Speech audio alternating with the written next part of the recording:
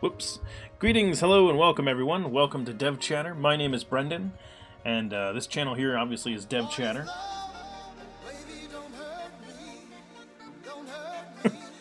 And that is how we like to start off every stream here, with someone chiming in with something that triggers an alert. Welcome, S&B. Thank you for the Twitch Prime sub. That is 10 months in a row.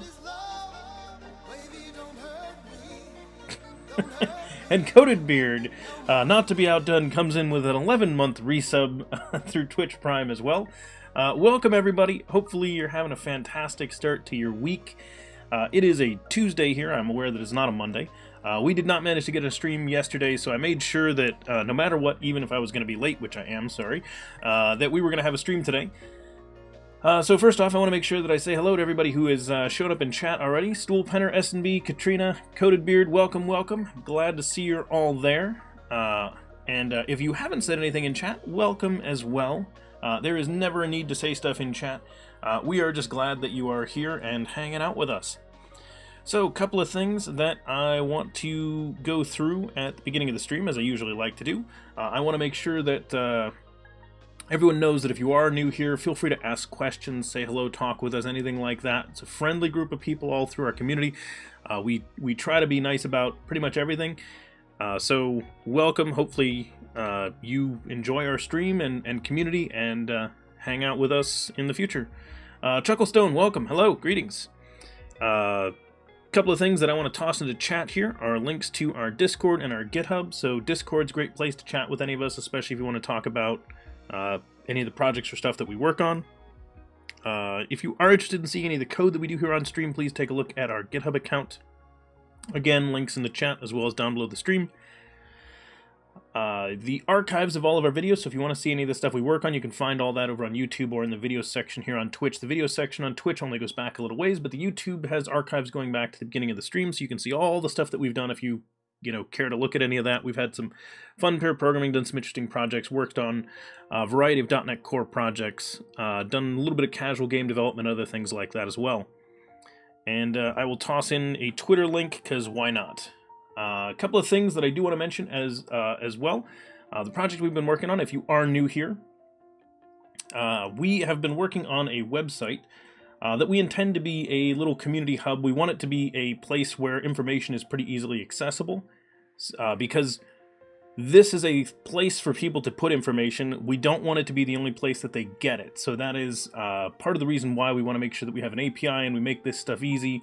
Though at some point we're going to want to put limits on the API just to cut down on traffic. But that's future stuff. The site's small, so we're not worried about it yet. The website that we're building, as I said, is a community website, and it is designed to be a place for viewers of live coding streams to find live coding streams that they're interested in, and for streamers who host some kind of a live coding or otherwise software development related stream to put their information, schedule, content, that sort of thing, so that other people can find it.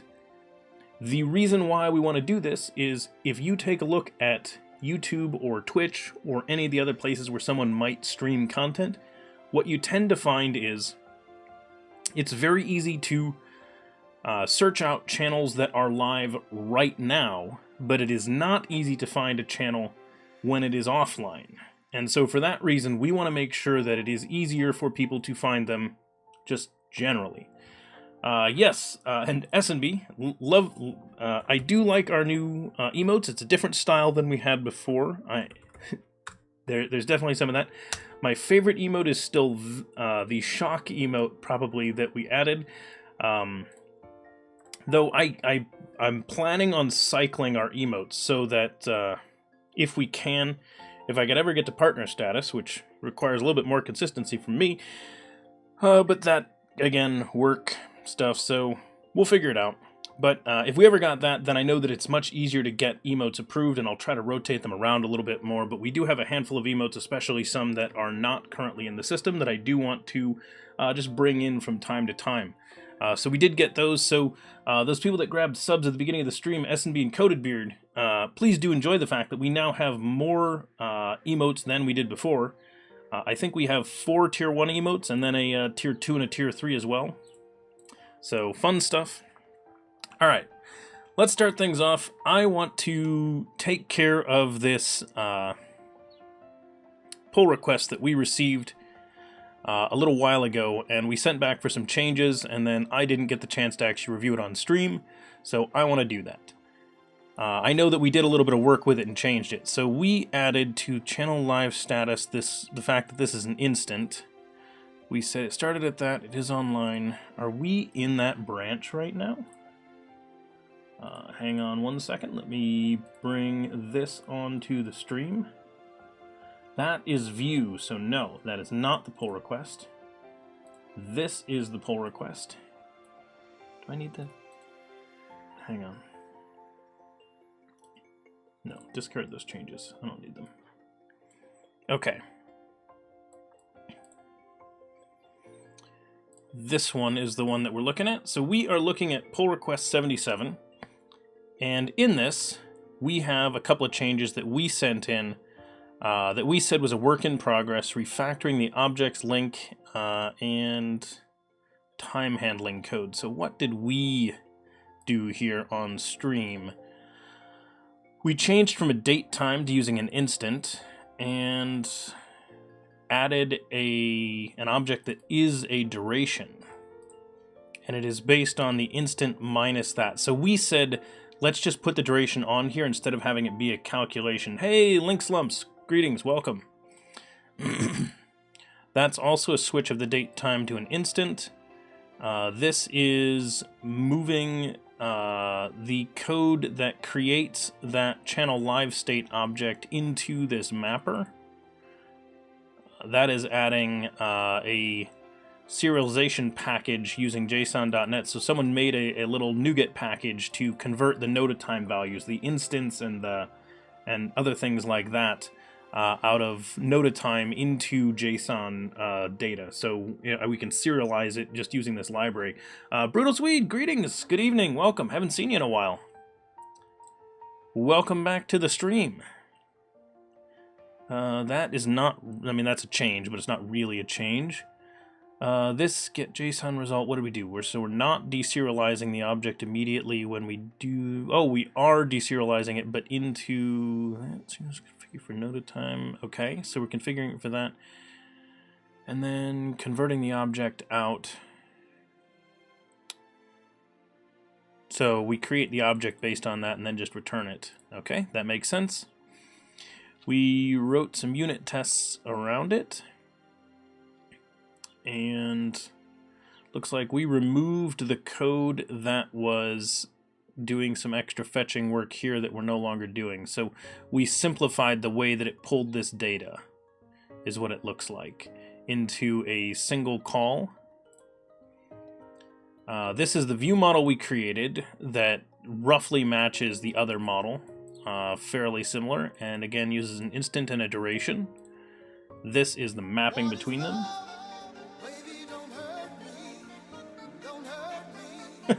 Carrie, hey, you made it. I don't think you can cheer in an announcement, but welcome. Oh, Brutal Swede, awesome, yeah. No, the job thing, it keeps us all busy. Yep. Totally, I know how that goes. I was busy recently with work stuff too, but glad to see you back. Justin Horner, hello, greetings, welcome. And Carrie, thank you very much for the Tier 1 sub. Please be sure to enjoy your wonderful set of emotes, which I think is that set right there, if I'm not mistaken. Yes, what is 142 the number that gets you the badge or something? No, it's just a number. You just chose it, so it's 142. Ryan, welcome, greetings. Sorry, I mean Ryanosaurus Rex.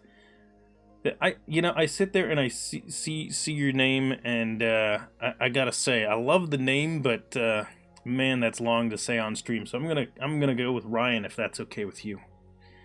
Or Rex, I could switch to if you'd like that one better. Okay, yeah, awesome, good. I think I've been calling you Ryan for a while, but I figured I'd confirm that was an okay nickname. I never know with people. I just kind of take guesses on nicknames because, you kind of need to on a stream. It's hard to say names a lot, and then you're going to butcher them when you mention stuff anyway. So this is switching to the fact that the structure is a little bit different. I do like that. Yeah, it really is. The thing that actually gets you is when someone's got a name and you try to guess what the context is and you don't even know what language, and you're like, well, it looks like it might be this language, but it's hard to tell.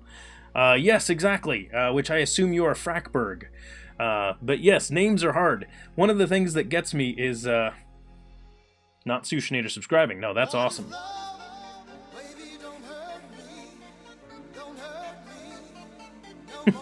Sushinator coming in with the 8-month Twitch Prime resub. Very nice. Words are hard. Man, we need some hype in chat today. I think is that 4 subs already? Wow. Four subs already at the beginning of the day. That's awesome. That's some, I don't have the thing running. So apparently I got hype, but no hype emotes flying around the stream, so never mind. Thank you, Katrina, for coming in with the actual hype emotes there. That'll work. We'll just spam some of those in the chat and we'll pretend they floated around the screen.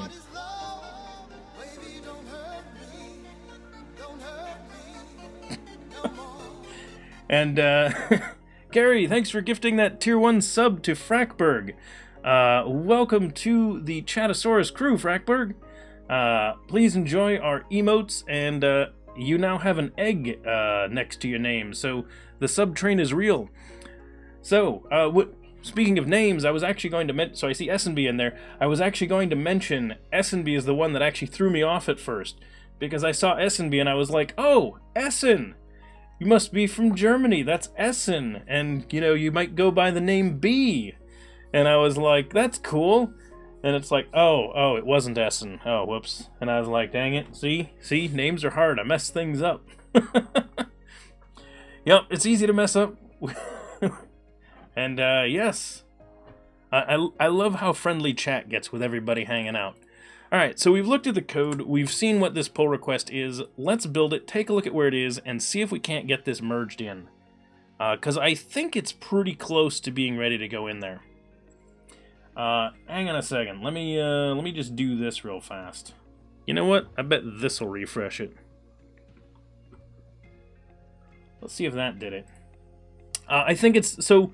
I had the overlay up before the bot was running, so my guess is that it just yeah. See, there we go. I just needed to refresh the screen. So I think what happened is that SignalR tried to do its initial connections and failed. And then just eventually, like, our retry logic might give up eventually, I'm not sure. We do have it increasing delays in an exponential increase in the delay that it takes. I think we double every time or something like that, I don't remember exactly. But yeah, that'll kill our overlay if I open up Streamlabs long before I start up the bot, which I did open up Streamlabs, like, I don't know, before the stream was supposed to start. So... It's been up for a while without the bot, so it might have eventually connected SignalR, but it hadn't yet. Okay, so let's take a look at what this builds. And yes, lots of fun stuff. I think my favorites of our new emotes are this one and that one. I think those are my favorite 2 of the emotes. I need to figure out so. The challenge is I added the initial set because I was like, I want hype and I want, you know, the love emote and I want the derp. And I was like, those have to be in there. And I was like, we'll put in the think because I really think that one's good. And then I'm probably going to rotate think, shock, and dance as the 4th emote.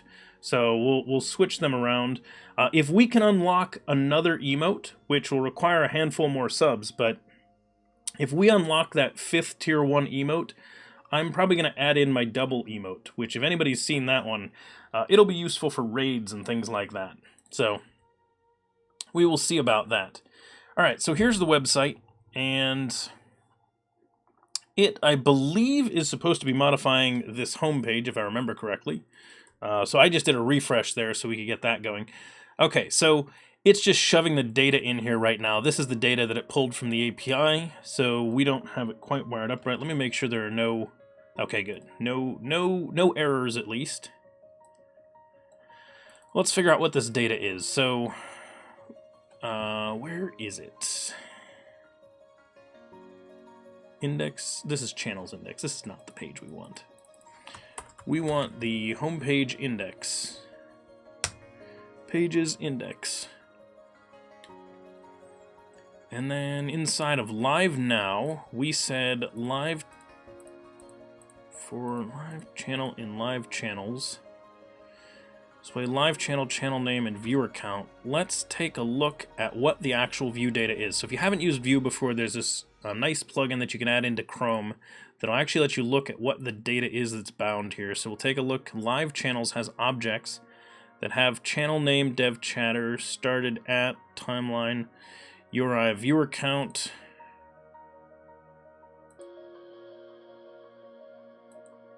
The started at is empty. That's interesting.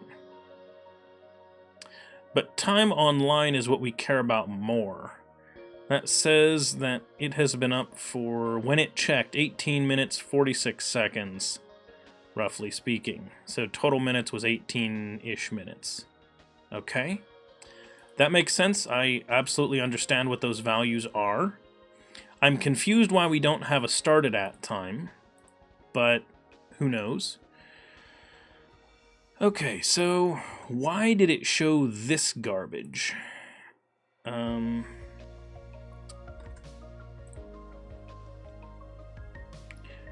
You wish they could animate? Which thing could animate, Carrie? You talking about the emotes?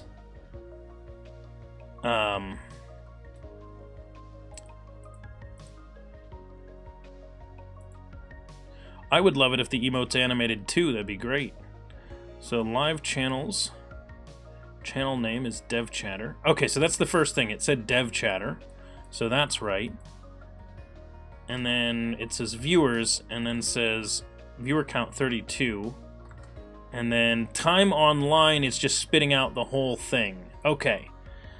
So this is so everything else is fine. Viewers and that, it's not displaying right because we don't have it in like a structure right now of any kind, but the online value here should show an amount of time if we choose the right thing.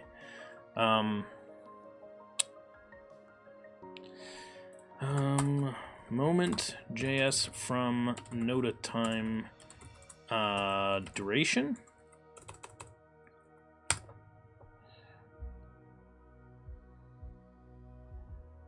Must include moment.js.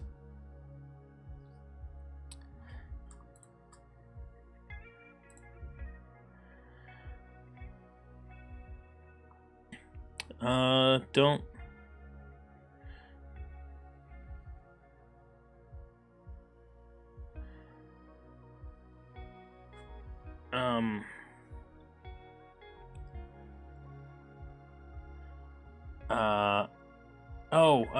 Hang on.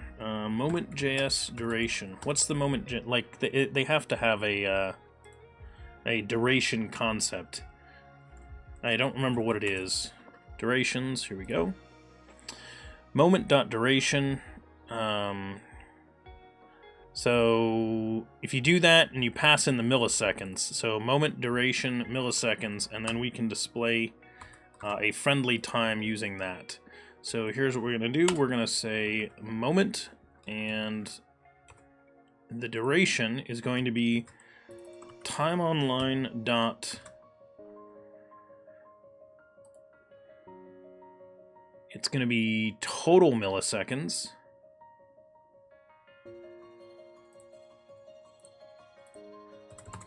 Total milliseconds.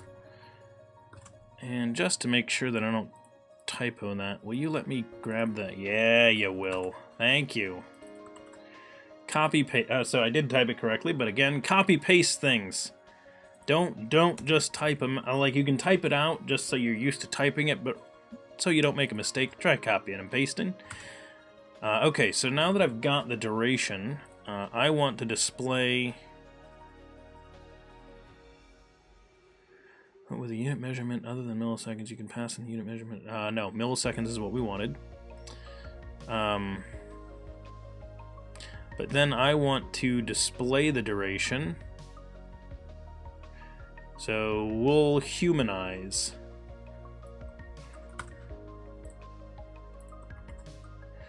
So we're gonna try that and just see what it does with it. We're just testing it out. We're just gonna see what happens when we pass that one in there.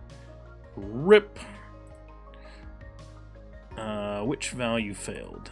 Close that. Switch to the actual console, please. Error compiling the template. Okay.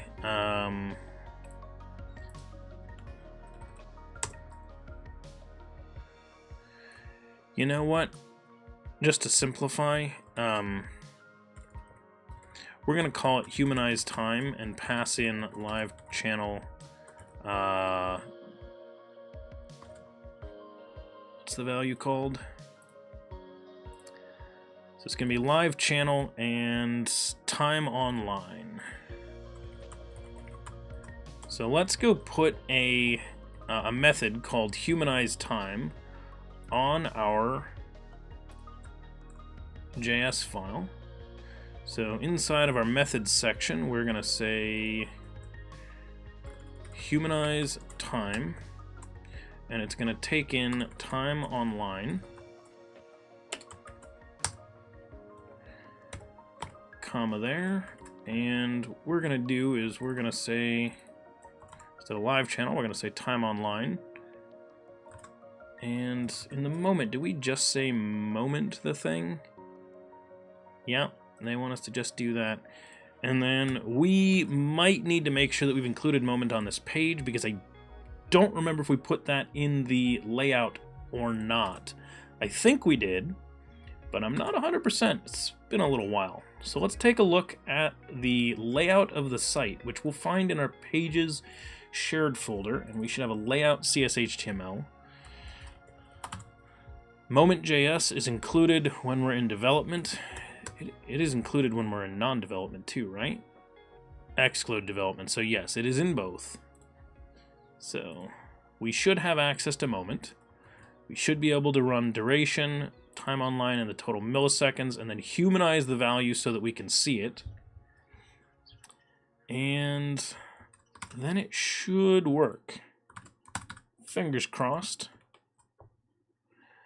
Online, nothing. Why do we not have anything there? Let's debug that real fast. Humanize time. What do you do? I need to return that. Derp. 27 minutes. That's not bad. Okay, so we need to change up the display of this to try and make it a little bit nicer, but the concept stands. So let's not do this as a list anymore. Let's make this little card boxes. So we're going to say CSS card stack. Let's see what people recommend for this. CSS card stack. No, I don't really want, like, stack that way. What do you got, people on the internet? No, yeah, see, they went, so, like, I was thinking, like, cards, like, board of cards. Welcome, I'm gonna go with Ashish. Welcome, thanks for that follow, much appreciated, and welcome, Play a Goodie as well. Thank you very much for those follows, greatly appreciated. Welcome, and hey, Paramedic, greetings, haven't seen you in a little while, so glad to see you here in the stream. And by that I mean, I guess you were here in the last stream, I think. I too love coding. It's good stuff. So I want stacked cards as in like one above the other, not like this style necessarily. Although I technically could do this style, and that actually wouldn't be that crazy. Let's see. Why don't we call it a card? Instead of just doing a card stack, we'll just flow the cards and not worry about the stack. I was thinking someone might have some nice idea of how to get them to space well. Ooh, yeah, actually, I kind of like that. We don't need to flip them or anything, I don't think. No, we don't need that. Profile seems a little bit too serious there, but not bad necessarily. That flip isn't the worst thing. But this isn't bad with, like, if we use their image up here and then title and then time online and things like that. I think that could work. So let's go with something like that. So let's change this from a UL to a div. And then what we're going to do is we're going to give each one of these divs. We're going to put our v4 on that. So for anyone that's not familiar with Vue, this v4 is what tells it duplicate this element for all of these times. This image, what image do we want to use as a placeholder right now? Let's do this.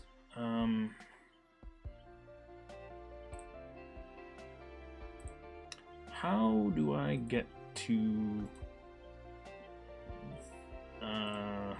this? Is this the...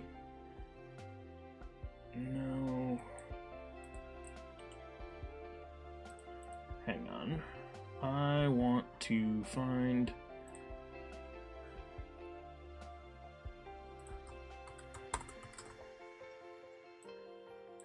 I'm going to go to our channel here, and I want to see if I can... How do I get to my profile?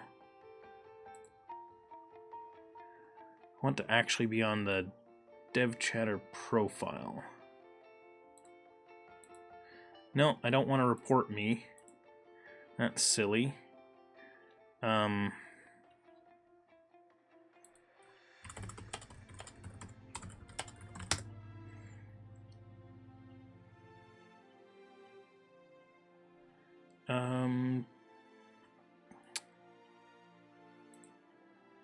Well, I kind of want to pull the profile image, so let's just do this for now. We'll just... What? Really? Oh, do we require dub? I think. Whoops. Derp. I forgot. I think we... What? Okay, well, I apparently need to fix that. I am guessing that Azure has changed out from under us because we were using preview bits for that, so it is entirely possible that they no longer support the method that we were using for that. Yes. Okay. Hey, Ed, welcome. Greetings. Sushinator. To be honest, I already resubbed at the beginning of the month and had a what is level...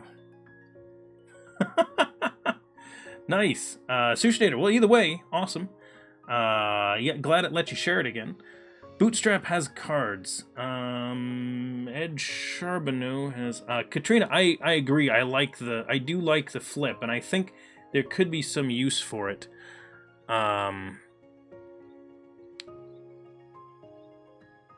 Yeah.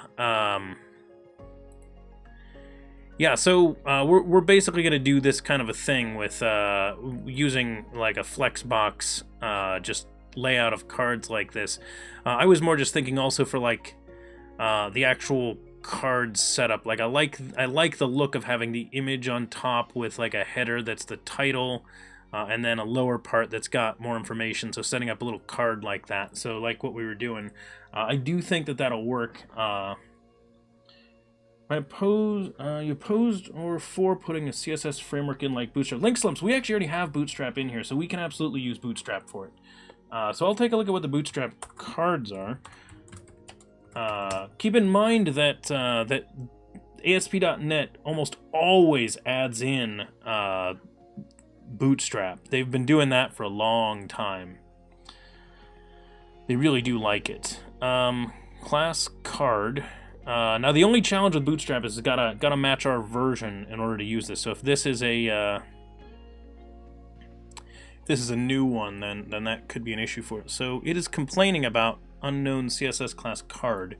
So that might mean that this is not the right version of Bootstrap in order for us to use this. This might be too new. But we can find out. So the structure is basically the same. It's just whether or not we grab their styles.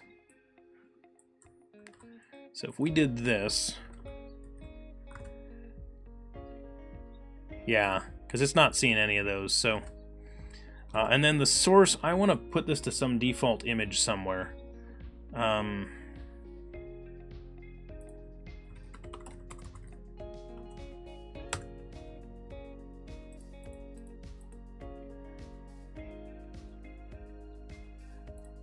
That image might not be bad.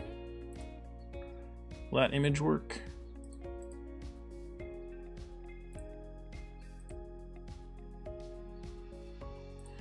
Yeah, I'm just using this for local testing until we have an actual value, so we're gonna put that in there. Let's see if that works. It might block it. We'll find out.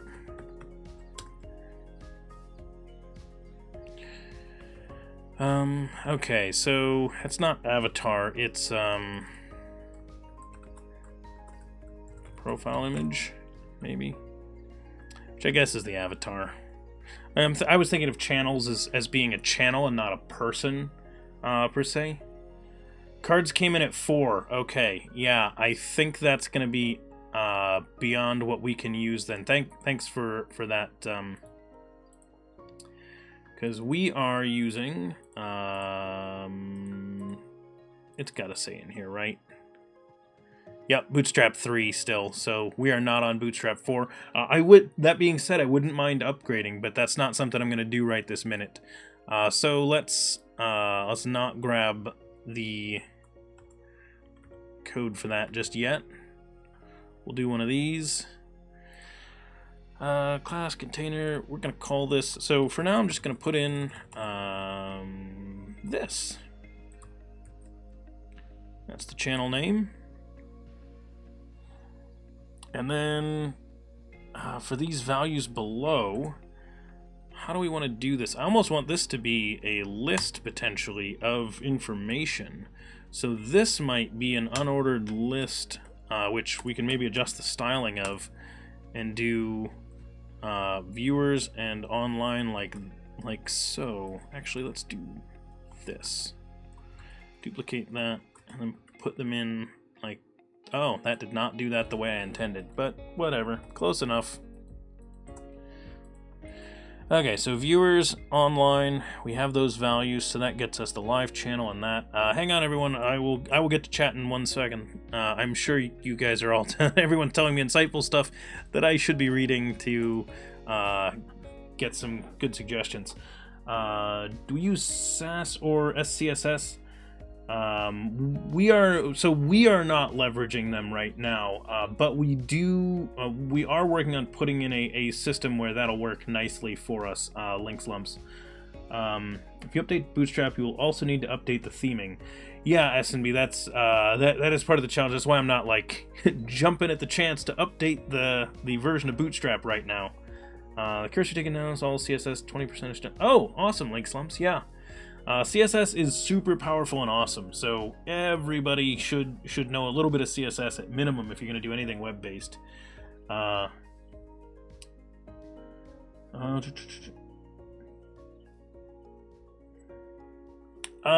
time.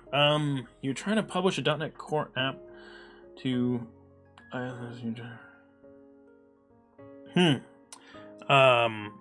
well... I don't have a great answer for you there after time. But yeah, there's just a handful of potential issues when you're doing that kind of stuff. That is actually a very good suggestion there, S&B. If you are running into issues even getting it to deploy at all, configuration is a likely culprit. So let's see what this looks like. So the styling's not right yet, but it might be able to display it a bit. Okay, so kind of massive, but that's fine. because I didn't really limit what that image is or really set up how it was going to get displayed. We just kind of put it there. So create that. Did they do anything on hover? Did they? These do something on... Oh, okay. It glows the shadow when you hover it. Cool. Let's add these CSS styles. We're going to specify the names better than what these do. We're not sticking with these. Site CSS. We're going to mention that these are...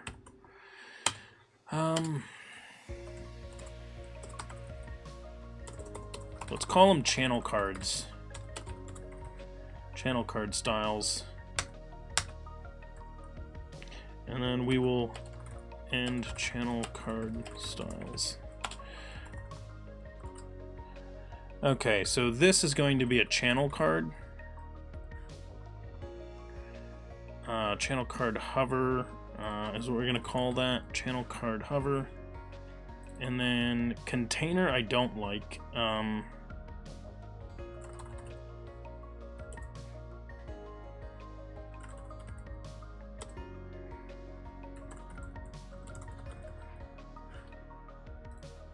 Channel card container. I think it makes sense potentially to have that, unless we just want to apply padding to the... yeah, we'll do it that way.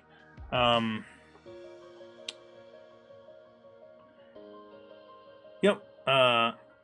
Awesome job, S&B. Thanks for helping out there in the chat. Always appreciated. Mock shadow. Wow, that poor IE8. Can I turn off that? Yeah. So we're going to change that to channel card, and then we're going to put them in a container called a channel card container. So this is going to be channel card, and this is going to be class channel card container.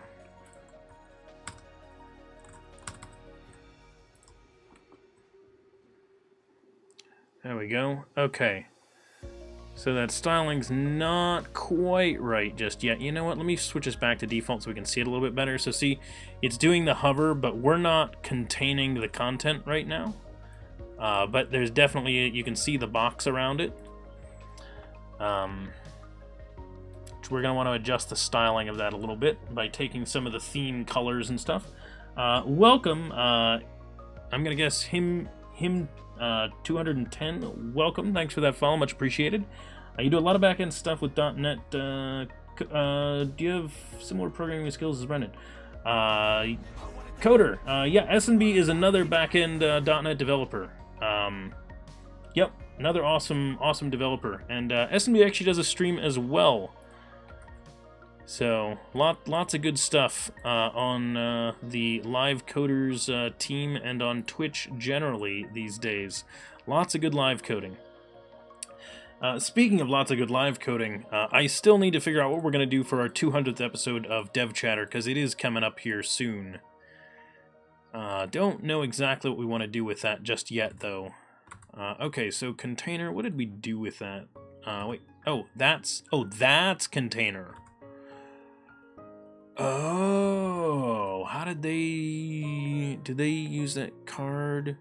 No, they used that in there, so they put the padding in the, oh, that's interesting.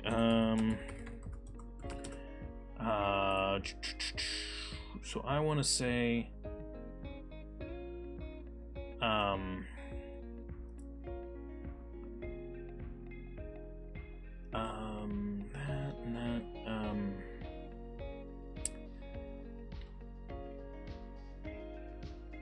if we do that, then that's gonna be that. So I want to say,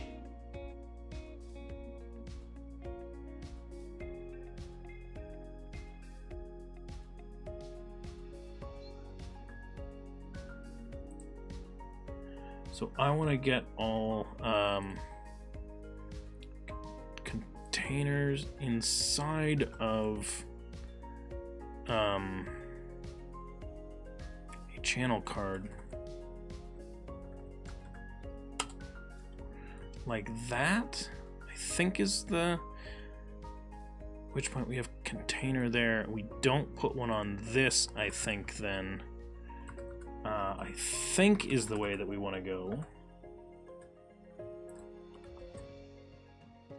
Okay, so that seems to have not messed it up, which is good. Yeah, link slumps. I noticed that. I was thinking of, I hadn't realized that's the way they built it, which they did.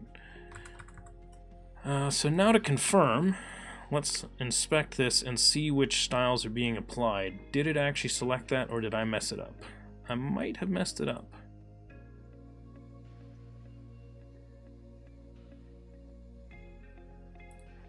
Container? Ah, yep, nope, that is correct. So I got it right.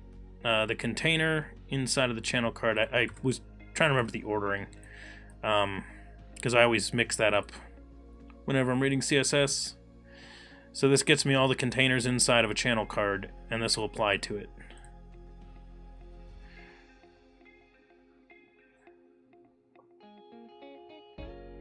So I need to restrict the size of the card. I need to set the size of the card somehow. So where is this getting its values from? So this channel card is actually taking the whole space with its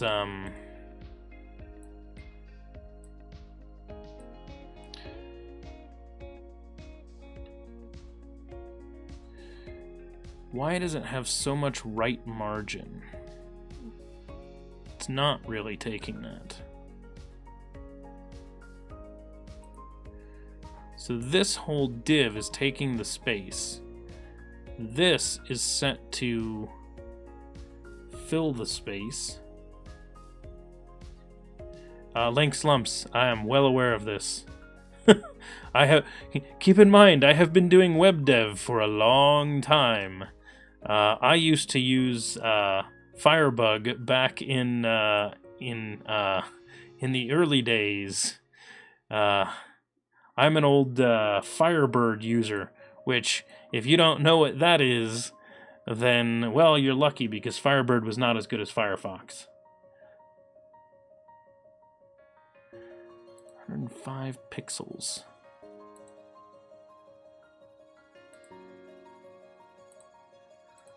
Why is that width 40%? Do we have width 40% on that? Oh, yeah.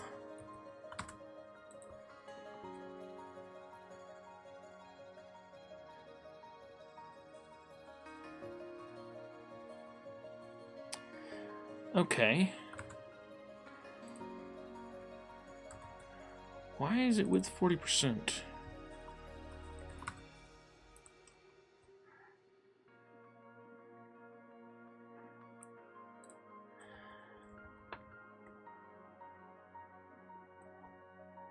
Then we want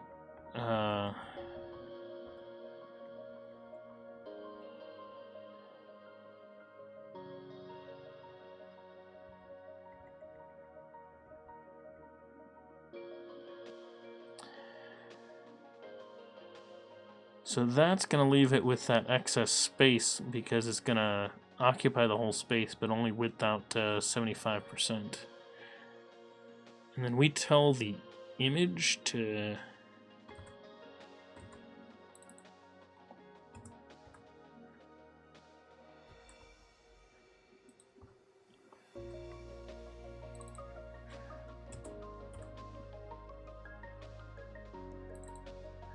interesting.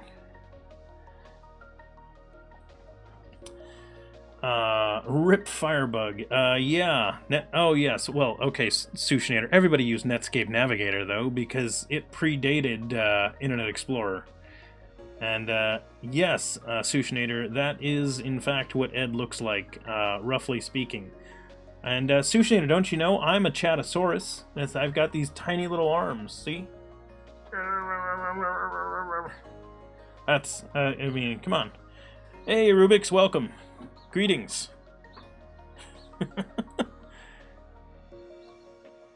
right, so why is this box as tall as it is right now? What is creating this? So this channel card has computed value. Where's that height coming from? Okay, it looks like it's just the objects inside of it giving it... Oh! That image is so much larger than it looks. That's the problem. I was like, why is there so much space here? And it's really just the logo that we grabbed. See that? It's just taking up all that extra space, all that blue up there. So if that logo were just cropped down to exactly what we wanted, it wouldn't look so bad. Okay, so here's what I'm going to do. I'm going to open up Postman. I'm actually going to call for the URL to my own profile image, and we're going to use that as the example.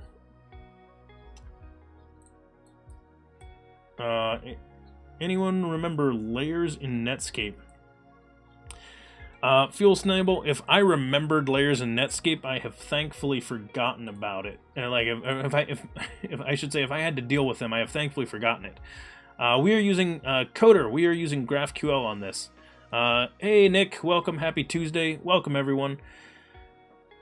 I was going to get user information for that. Will this get me the data I want? Logo? I think logo will do. What's logo? Oh, logo is going to be just as bad, huh? Because that's what it is. Alright, well.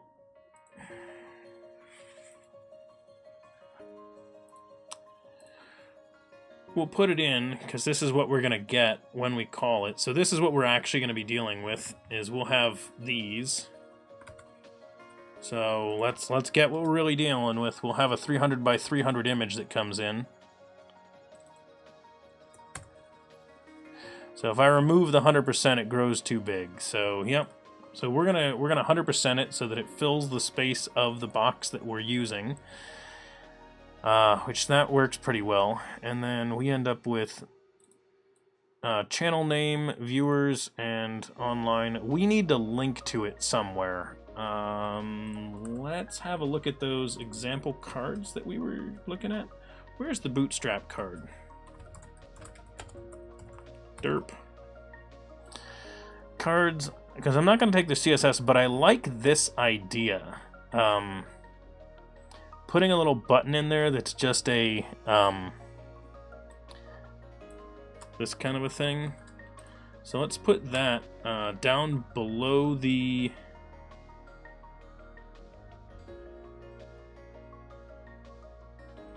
below the stream details. So we put in the viewers and everything like that. So let's do this. Right after the UL, we'll just put in this, and instead of... we'll say watch now, maybe? Watch now? Yeah. For now, I'll leave it as not actually the link, because we're just kind of putting this together. We need some padding in this card, so that's not at the bottom.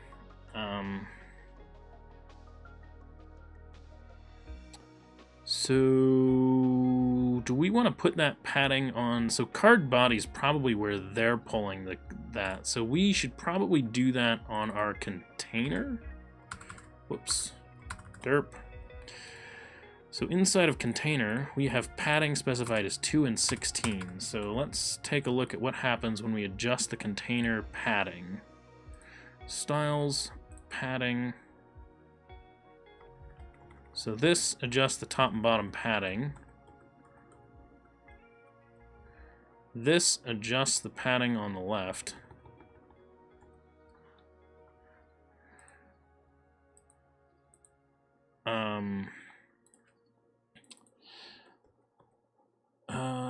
Whoops. Okay, so let's do 216, 216, and we'll just put all of them in there. We'll just specify all. So 2 pixels and 16 pixels. So we'll specify that, refresh the page. Now we have the padding all specified nicely, and we're going to go here to adjust this up to that. What if we just did all of them at 16 pixels? What kind of butchery does that do? That does awful things, so let's not do that. So we'll have 2 pixels at the top, but then 16 around the bottom left and right, like that. It's interesting that this container, that it has it stretching across that way. I wonder if we can't give this a width of 100% or something too, and have it not take up that space. There we go. That looks nicer now. So we'll do that. So we'll add a width 100% on there as well, just because we're crazy. So we'll say width 100%. We'll put that padding on there, and I think that will look nice. We needed to adjust that to 16 too, Brendan. Gotta copy those out of there if you're gonna do it that way. So that looks reasonably nice. I want to do something about that image, so I almost wonder if we want to in some way put a border around it. You know what? If this tile were a light gray, what's it look like over here in our slate? Does it look better? Looks slightly better, actually. Coder, welcome. Thanks for that follow. Much appreciated. Let me have a look. Holy cow, I was not paying attention to chat. Sorry, everyone. Happy Tuesday. 2 messages were deleted by a moderator. Links. Rubik's posted links. I don't know if they were really links, but what if you put the logo as an image behind the text?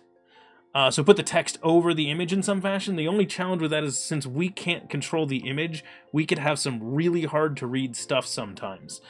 We could do an approach where we put like a gray overlay on top of it and then put the text so that you'd be sure that white text would be legible no matter what. But that, again, could be difficult. What if you put the link? Rubik's. You might be able to link, but just ping a moderator to ask him to link something if you have something you need to link. What do you want to link, Rubik's? I have to set myself a Twitch budget. Usually I rotate my Prime between Fritz, Brendan, and Robert Tables. If you had you might...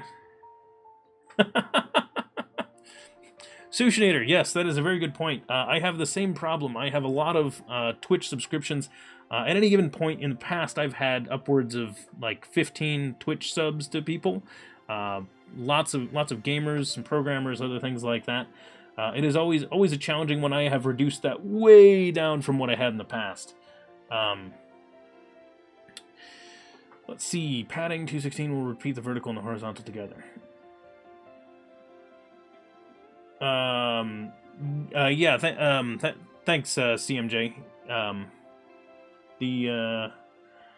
Like the money you allow yourself to spend in a month on Twitch streams, you limit yourself. I just kind of play it by ear, Sushinator. I don't set myself a specific budget. But I try not to subscribe to like every channel.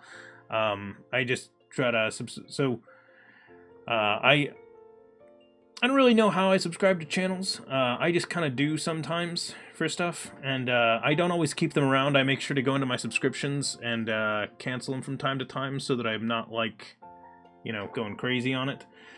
Rubik's, it's important. Just send it to someone in a whisper, to like Ed or someone like that. Because Ed can link. He's a mod.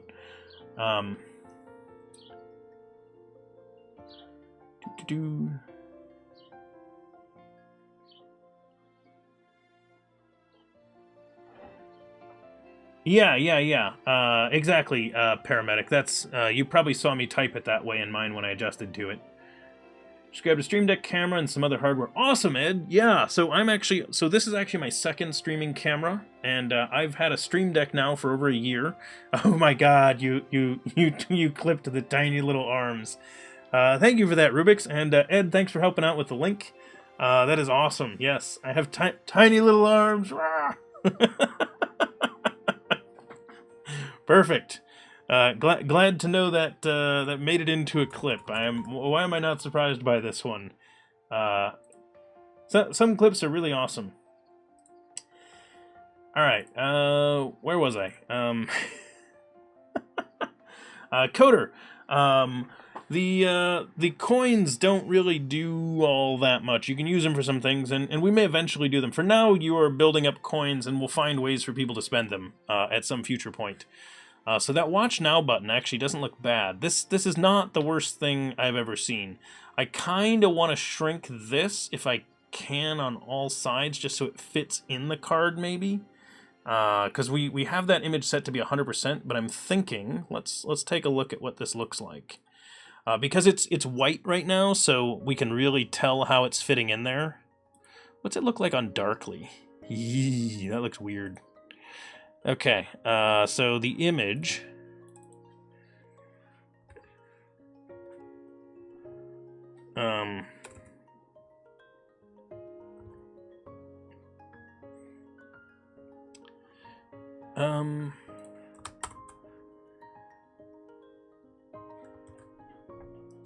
I want to get that centered. I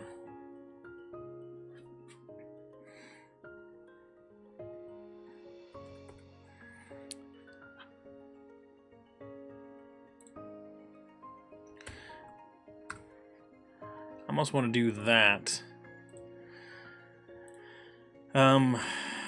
Maybe it's a Flexbox challenge.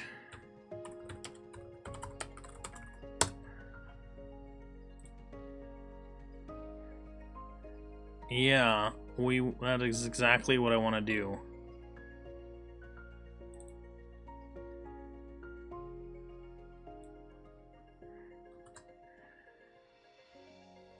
I'm gonna get the Thanks, Link Slumps. Yeah, I hope not.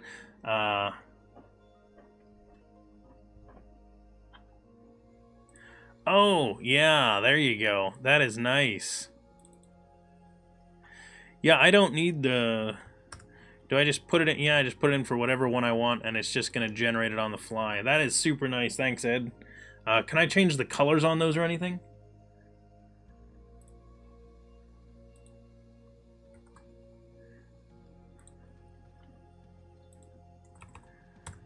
If I go to the website, does it have a thing for it? Nice. How do I change the color? Does it matter? I think it doesn't really matter. Ah, yep, I just specify the color after it like that. Cool. Very nice.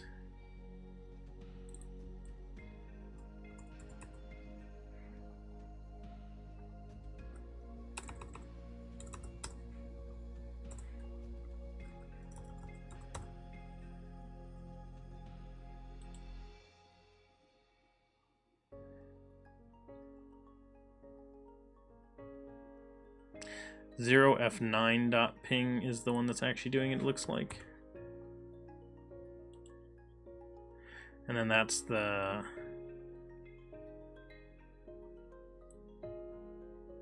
%20C.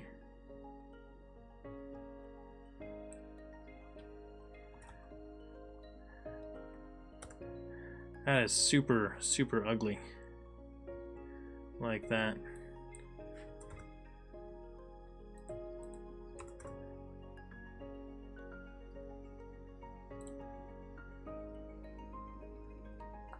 That's not bad. What? Sushinator, I am so sorry. Did, oh, it only timed you out for 5 seconds. That's not bad.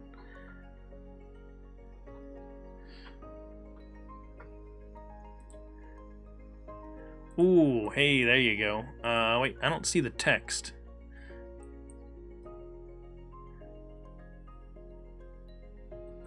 Sushinator, that was Nightbot that did it. It thought something was a link. That is all.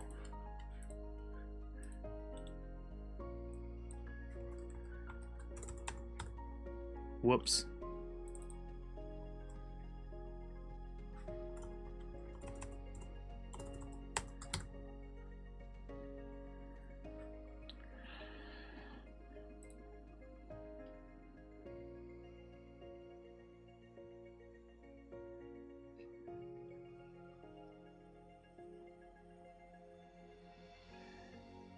Yeah, text equals that, so...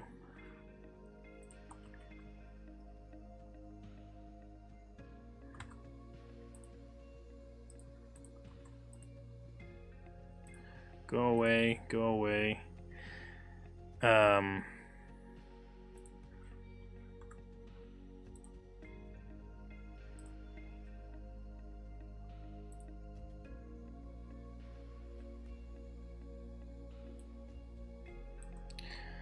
we'll do this. Start from this. That doesn't pull in the text either. Huh. Well, not gonna worry too much about it. We'll grab this. We'll use this one. It'll work just fine. Here's our placeholder. I like it. That works. Let's toss in the placeholder. Because we really just need a placeholder to grab that spot just for our own display purposes. And then I want to get it aligned inside of this. So box, div inside the box has a size, and then we want to display flex around that with the items centered. So that's really just the one item if we're doing that. So what we can do is this. So let's put a div around the image, and then we'll just center around that. Welcome, someone. Thanks for that follow. Much appreciated.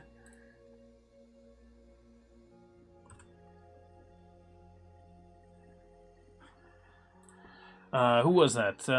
Aaron. Greetings. Welcome. Thanks for that follow. It's text, not text. Brutal Swede. Yeah, that could definitely be the problem. No, Sushinator. No. Ed did not. It was Nightbot. No.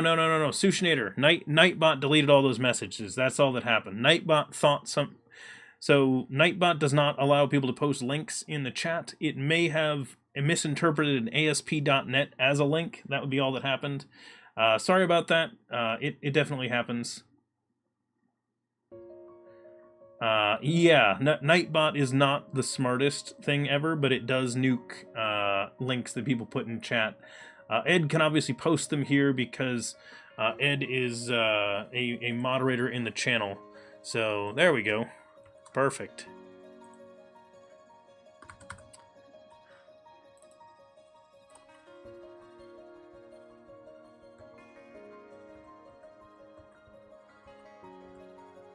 Oh, and after the slash, yeah, that was the other change. Don't know if that'll actually make a difference at all, but there we go. Okay, so did I save my div wrapping around that? Div, yes I did. Okay, cool. So this div, we'll say display flex, and we'll say align items center, and then justify content center. That's fine. And then the content needs to be not taking up the whole space.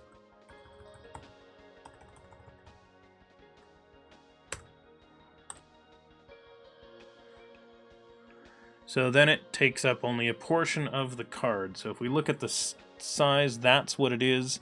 This is the box around it. And looks like it is still forcing it to the top. So we're centering it, but not putting it in the middle. Wonder if we care about that. We might not care about that, actually. It might be fine as is. Yeah, we'll leave it as is, because we give a little bit of buffer there. So let's do that. We'll have the width of the image be out to 80%, and we'll adjust that in like that. But I do want that to come from styling instead of being on here. So we'll call this...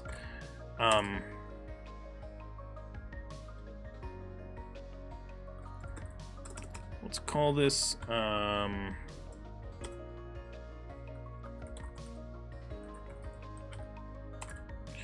call it channel card image, I think. Because I do want it to actually be a thing. And let's say it's a div channel card image, just so we're clear that that's what that is. That this is the container. And then we're saying that this is going to have display flex, and it's going to have align items center, and then it's going to have justify content center. So we'll do that. And then that, it's going to go ahead and complain that browsers that no one use won't support it. Okay. So next thing that I want to do is define the image styling for an image that is inside of one of these. So we're going to do this. We're going to say an image tag that's inside of one of these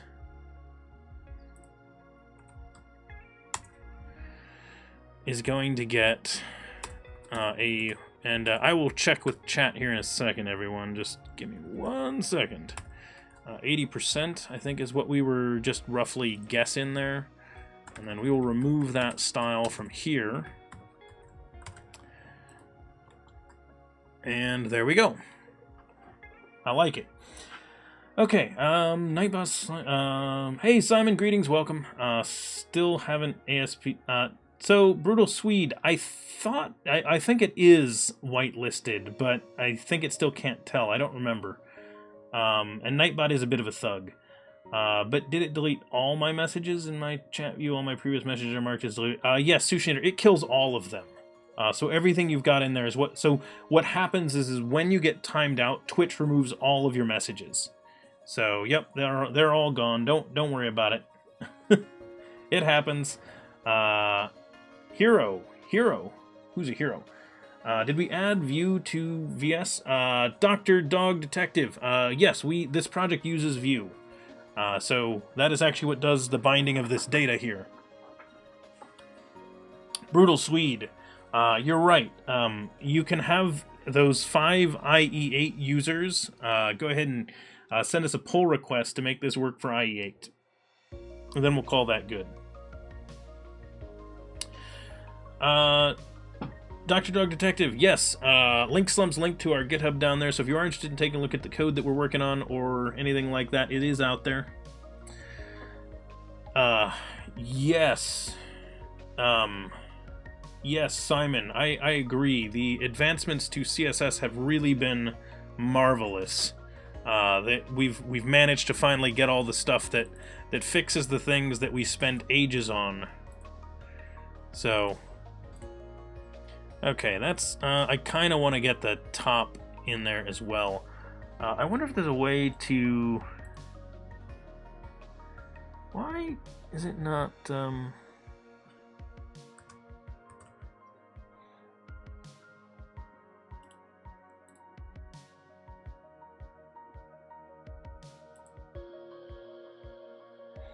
It's because box has a specified width and height. If it doesn't, it won't hold it.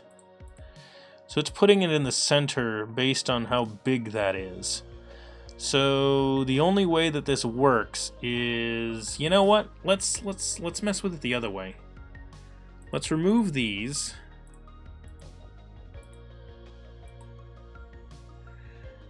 And instead, on our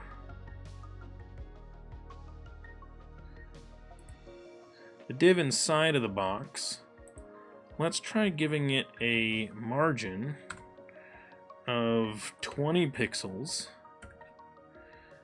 and make it a width 100% and 100% and a height 100%. So it won't hold height,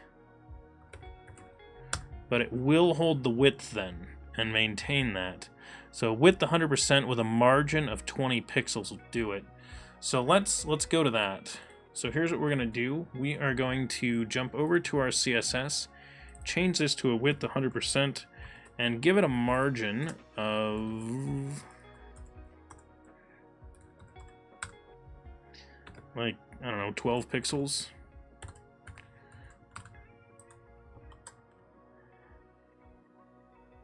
There we go. Actually, that looks, that's reasonable. Because then we don't have to mess with it. We can just hold those. So, Once did a cost analysis to show our CEO that it was cheaper to send IE users new iPads versus implementing... Ed, that is awesome. Yes. That is hilarious. The number of times I can tell you that I have told people it is cheaper to throw hardware at the problem, whether it's buying new hardware or just buying, like, you know, faster hardware, is going to be cheaper than the amount of development cost to support users on old, you know, systems or whether it be operating systems, browsers, whatever, old hardware. A lot of times it is actually just cheaper to just buy them new tech. You're waiting for Google to kill Firefox. Fuel Snable. I don't know if that's going to happen. So Chrome is just massively huge at this point, but I don't know that Firefox can really disappear all that well.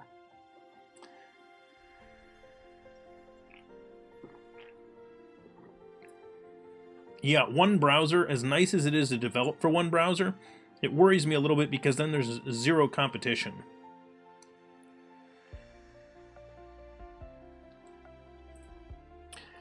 Okay, so I think that works. We need to get the actual image or use a placeholder.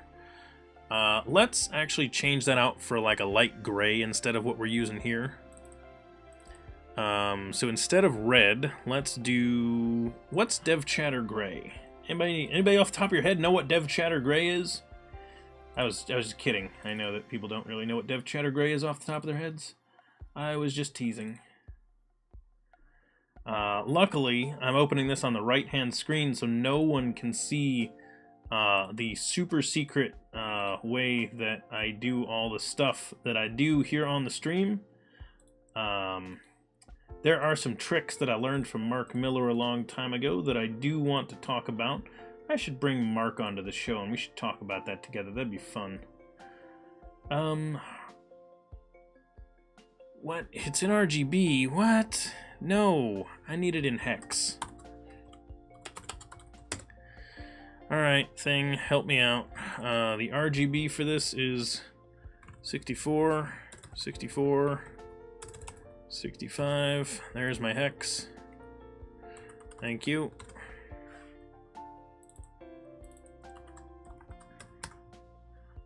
Perfect. There's DevChatter gray.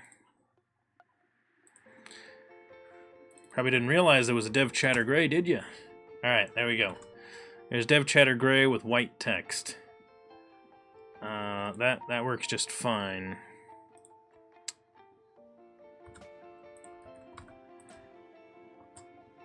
DevChatter gray, white text, says DevChatter viewers 32, online an hour.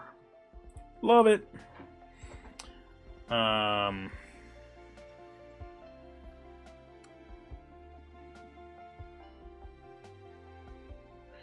Apparently the YouTube's devs put the IE5 unsupported banner on completely unsanctioned and managed to not end up fired. It's just gray, but better. Yeah, exactly, Dr. Dog Detective. Miha, hey, welcome, Miha, first off. Tor is heavily a Mozilla user that will never switch to Chromium. What could possibly go wrong? Yes, Ed, what could possibly go wrong with one browser? Yeah, Simon, I probably could use a colors thing somewhere to be able to pull those. This is getting passed into a URL, so I don't know how well that would work for that one. But yes, I agree, we should probably save our colors somewhere and do something along those lines.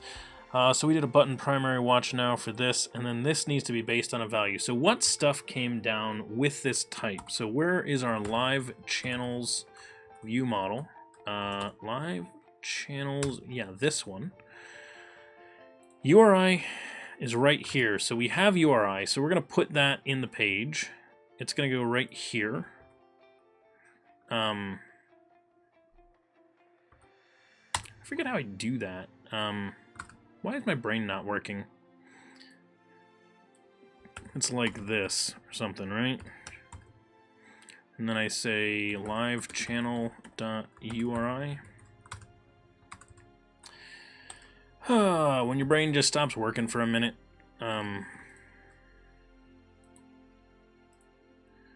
That do nothing. All right. View. Why do I not remember? View bind anchor.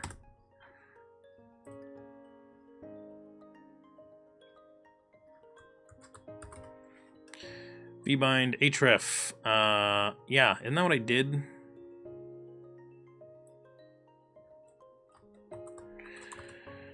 I must have derped that in some way.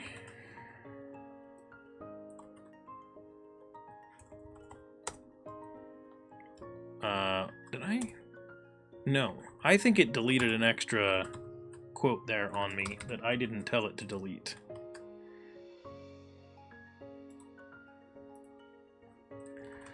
What? Do I not have... Maybe I don't have... I must not have the URI. I must not have the URI. What's nice about the placeholder images, you can drive them off of a template and generate images with colors and text from template data. Yeah, no, that is absolutely true, Ed. I can actually set that up so that it does that.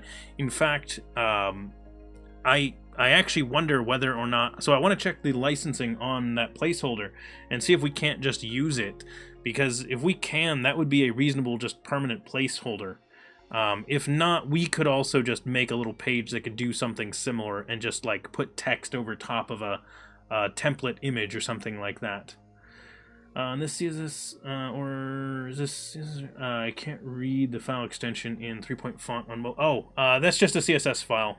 Sorry, Simon. Yep, just a CSS file in here. That's not to say that we can't use something more advanced, but yeah, it is just CSS. Hey, see Sushinator? Nightbot lets you post ASP.NET.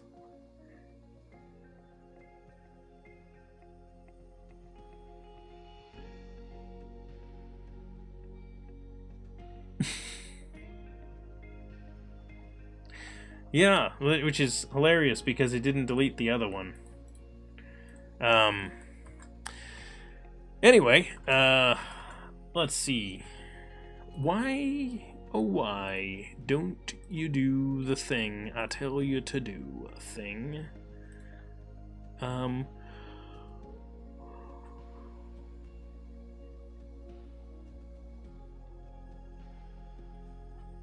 You know what? I just remembered. We're here on this.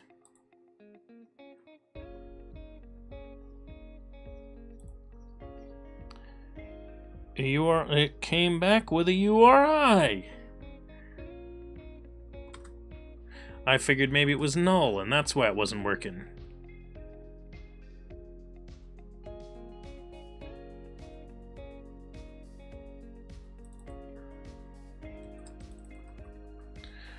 Live channel. Oh, derp. Alright, everyone. You didn't see that? Nobody saw that. Nobody saw that. Didn't happen. All the reports of that, totally false. Definitely didn't do it.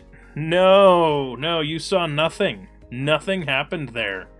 Nothing at all.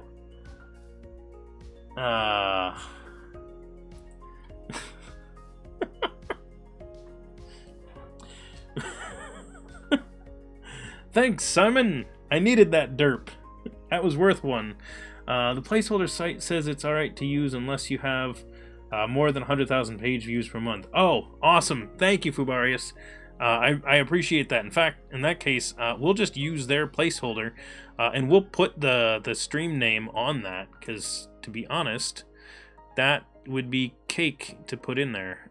So if we just do this, and then instead of this, we just put...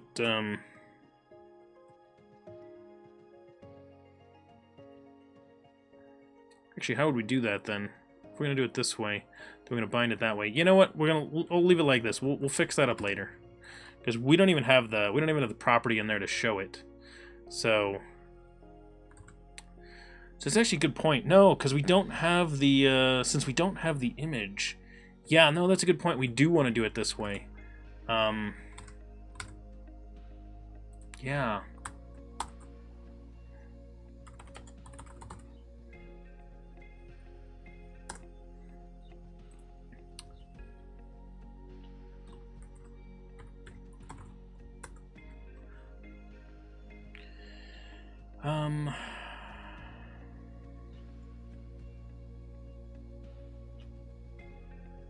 Okay, so let's do this for now. Hang on. Fubarius, another question might be if it's alright to use in the EU. What would the concern with using placeholder in the EU be, Fubarius? I might not know what the challenge is there.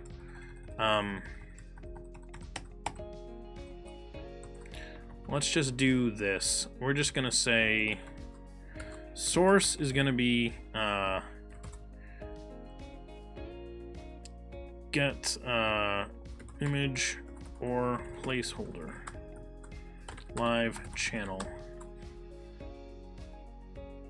So we'll say get image or placeholder is going to be a method back here that will say get image or placeholder live channel. Whoops. There we go. Put that in there. And then this is going to be return that. So for now, put this in here. And whoops. We're going to say live channel dot, and is it channel name? It's channel name. And that is $sign squiggle like that. $sign curly. And really it should be something along the lines of if live channel dot image URL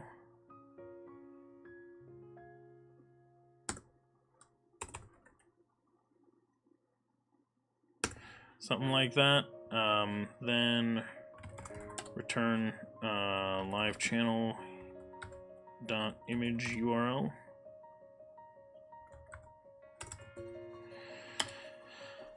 Which actually, there's a better way to write that, but I'm not going to switch to it just yet.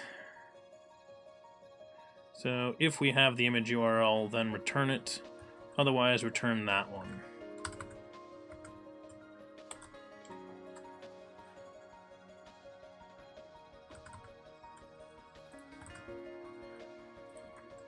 Very nice. Okay. Let's see. As long I need to check and figure out which law you guys are talking about. I just wanted to say, all good friend Brendan. Did learn a lot from. Awesome, Sushinator. Glad you've been enjoying the stream. I do always like the stream. It's fun. The image URL is just a string. You can template literals. Yes. Not your. Oh, okay, Simon. Yeah. Yes, the craziness of some of those laws always freak me out on things. But my stuff is usually usable anonymously and doesn't log personal information. Yeah, Fubarius, that is actually a good point. So like, we don't log personal information. The one thing we do is cookies, and so we have a warning about the fact that we're using cookies. We use them for authentication purposes, obviously. Let's over-engineer it and use dependency injection to resolve a placeholder service for our user. Yeah, Ed, exactly. That is precisely what I'm trying to avoid. Good point. I'm like, this works. It'll make it happen. If there's a nicer way to do it, cool. Someone can send us a little pull request for us. I just want to wrap up this pull request with a nicer display, which I think that is. It still blips when we do that, so we're going to want to write in an is loading kind of thing so that we don't have that adjust. But I like that you can tell when you've hovered over it, even though there is no selection of the card. I do like that it highlights so you see that this is all one piece of data. So it's very, very subtle effect here, but I like, the thing I like about that little drop shadow is that we're sort of saying, hey, yeah, this is all one piece. These are related data. And Mark Miller could absolutely talk with all of you about that one. And then online for an hour is not bad. I kind of want to say the started at time as well. I feel like the an hour is not clear enough. So maybe we should look at duration displays a little bit better, but the Watch Now button should work, and the title should work. So I think we have all the data. Did we remove everything that was hard-coded? I think we did. I don't have anything specific to DevChatter in here. Right? Wait, DevChatter. Oh, on the Feelin' Lucky section. Yeah, that is still listed there. I don't know why we still have that one there, because it doesn't need to be.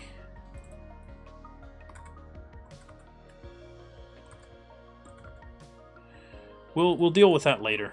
That needs something else replacing it. So this should be live now channels, which actually maybe we can adjust this so that it like shows like a section of them. Maybe we just show like 5 channels that are live now in a big box here. Maybe that's the grid that we show. That could be. I think that might be the correct approach here. But I do like that, and it does display. Who else is live right now so that we can test this? Let's see, who can I add? The Michael Jolly and Code Rushed are both live. Fantastic, thank you, gentlemen. Always appreciated. We are going to borrow your stuff here. What is my password? I think that's the password. Hey, I remembered the password. All right. Let's hop over here. Congratulations, Mark. Welcome to the DevStreams site. I am gonna go ahead and just take over your channel for a second. Code Rushed TV/Code Rushed, and he is in tags. Mark does C#. Whoops, C#. He does TypeScript. He does ASP.NET Core. He does .NET Core. Anything else? He speaks English on stream, I should say. He does web development. He does user experience stuff. He does graphic design stuff. So lots of cool things. So we'll tag those. We're going to go ahead and click save. Hope that works. So there's Code Rushed, which should now be in the stream. So when we head to the home site here, we have DevChatter with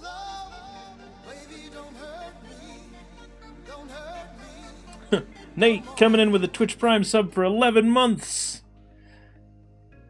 Yes, Code Rushed is live, exactly, Sushinator. So we wanted to see it here. So it does display below us there, so fantastic. I now notice that, and apologies if this is loud, we want a little bit of a buffer between those.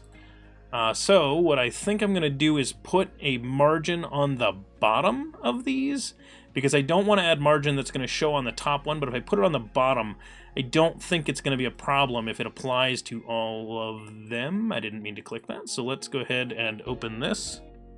Someone else say anything in chat? Oh, first off, I'm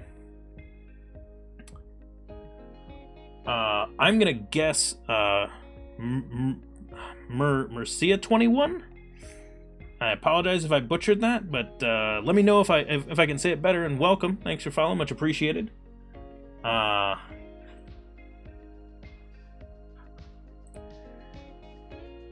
don't want that one. I want channel card. Channel card, we want to have a margin. Actually, let's just do a margin bottom. I'll specify it. 5 pixels.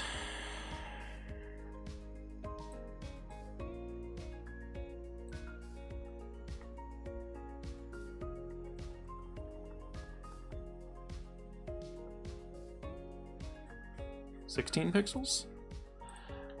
That's not bad. Bottom margin of 16 pixels, that gets us out of the highlighting zone. Maybe we want a few more. 18 pixels? Yeah, that's not bad. That, the hover effect. How big is the hover effect?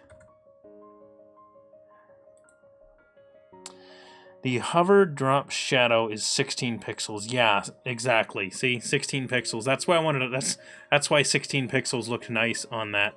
I want to give the channel card a margin bottom, and we'll give it a, well, you know what? Let's check 20 pixels and see how that looks. That's not bad. We could get away with that. If you don't have your browser maximized, yeah. Even without the browser maximized, you can see the next one down there, so you don't miss the fact that there are more. We need to fix that button's styling. We've known that for a while. It needs to get adjusted. It's not bad. Okay.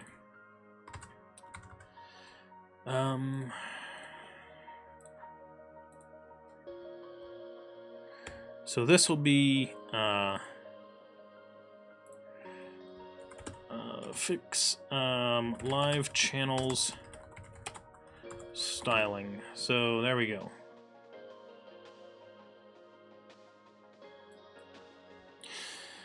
Make live channels. So let's say card styling for live channels. I think that specifies it better, because really what we're doing is we're giving it a card styling. Mercia was okay? Awesome. Sounds good. If there is a way that I could say it better, let me know. If there's a nickname that I can do that'll make it sound right, do let me know. And that goes for anybody, even if I've been mispronouncing your name for weeks, months, however long. As we mentioned at the beginning of the stream, it is really hard to figure out names, because you don't even have the when you don't have the context even for like what country or what language it is. Too many times you're like, wait a minute, I can't tell what that is, because that could either be from this one or this one, and maybe that's a hard J, maybe that's a soft J, I don't know. So always challenging, never meant to be messed up. So do let me know if I ever do mess it up, and I will try to say it a little bit better. There's a weird CSS behavior with margins. If you don't extend them over the shadow might wrap when the cards overflow. That's a very good point there, Ed. Yeah. Charbonneau is pronounced Point Break? Is that... wow, Ed. I was not aware that Charbonneau was actually pronounced Point Break. I'd been messing that up. I just thought about Fritz and his live coders. Sushinary, yes. Yeah. So we actually started working on this before the live coders community existed. We just haven't gotten around to finishing this. But yes, when we created this, we also had the intention of it supporting Twitch teams. So if there were multiple teams that get created on Twitch, we wanted this application to be able to have that understanding. We haven't built that piece yet, but we are aware that those exist. In fact, like, what is this, May? So probably about a year ago, Fritz and I talked about how, like, one of us needed to get to partner at some point. Like, one of us needed to, like, really drive and get to partner, because Twitch has a restriction that you cannot create a team unless you're a partner. So essentially, as soon as Fritz finally got approved for partner in, like, his second time applying, they gave it to him. And by, gave it to him, I mean they approved him. He earned it. Like, it's hard work to get to partner status with Twitch. And then once he got that, he was able to put in a request to create the team, and it started, and that's when he started inviting all the other people that were already doing streaming. So I think has and will add a lot to the developer community. So it is fantastic, and I love the fact that it exists and really gets a lot of people a lot of drive early on. Because a lot of the people that have started streaming since that team existed, you really just now need to get to affiliate. Then, I mean, to be honest, there's so many more streamers now anyway that it is totally possible. So if people are interested in streaming, do reach out to me or any of the other streamers, and we will try to help you get started, because it is quite fun.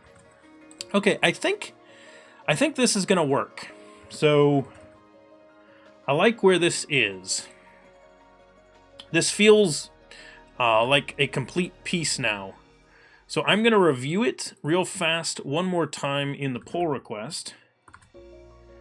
And if it looks good, I'm going to merge it in. And then we're going to take the code that Ryan sent us. So that's Ryanosaurus Rex, who is who was in our chat earlier, might still be there. If you are, Ryan, we're going to review and merge in your code here in a minute. Ooh, that's what I get for changing the CSS file. Yeah, let's resolve the conflict, Brendan. Original and dev. Okay. Yep, basic tag styling. So we're gonna do that. We're gonna do that.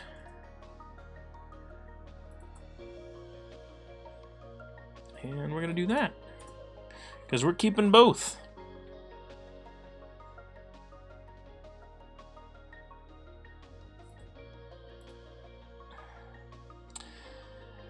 And you know what? We're not resolving this here. No, this is going to be a pain. We're not doing it. Cancel out of that. No, we're not doing it. Here's what we're going to do. We're going to go over into... Wow, how did I open up so many things? This is going to be fun to clean up later. Alright, open command prompt, and...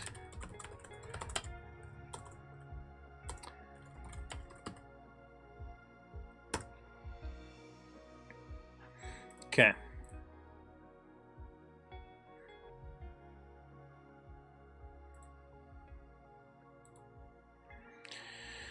All right, let's resolve the conflicts, which are going to be, which means I really just need to go to site CSS and fix that. So once I fix this, we just delete that. Come down here, delete that.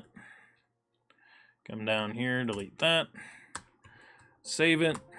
Build. This should alter the other file as well by just throwing out the minimized version and redoing it. Which should get rid of the conflict in that one as well. Whoops. Did it keep it? What the? Hang on. Don't do that. Recreate the file, please.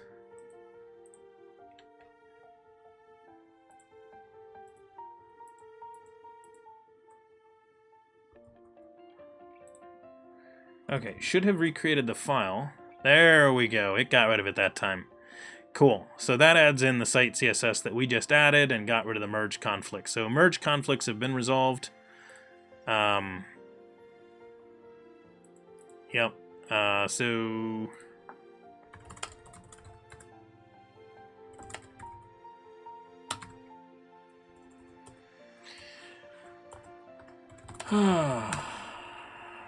If I've never mentioned it before, I absolutely hate not having styling in a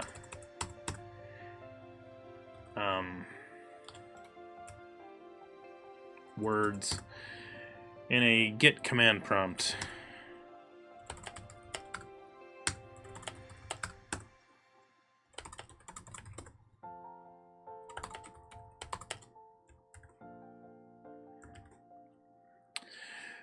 What is this? Merge dev.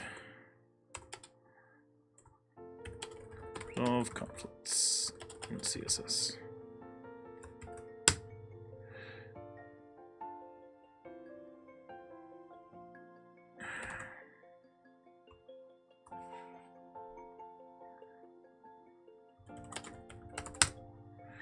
Derp. That's what I meant to do.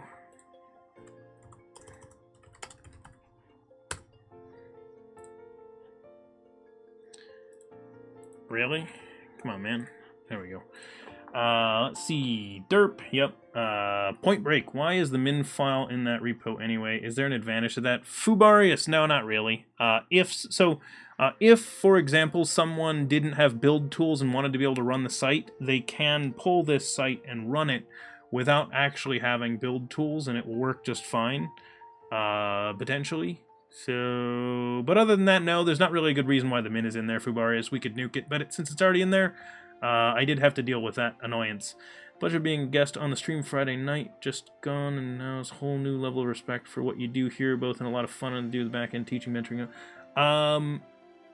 Simon, which stream were you on? And yes, I'm glad you had the chance to do that. And both, and yes, I agree. I think people don't realize just how much stuff there is going on to make these streams awesome. Ed, take care. Have a good one.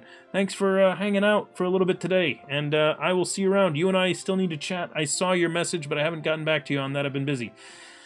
Don't I hear the music? I hum. Jesse, paint your picture.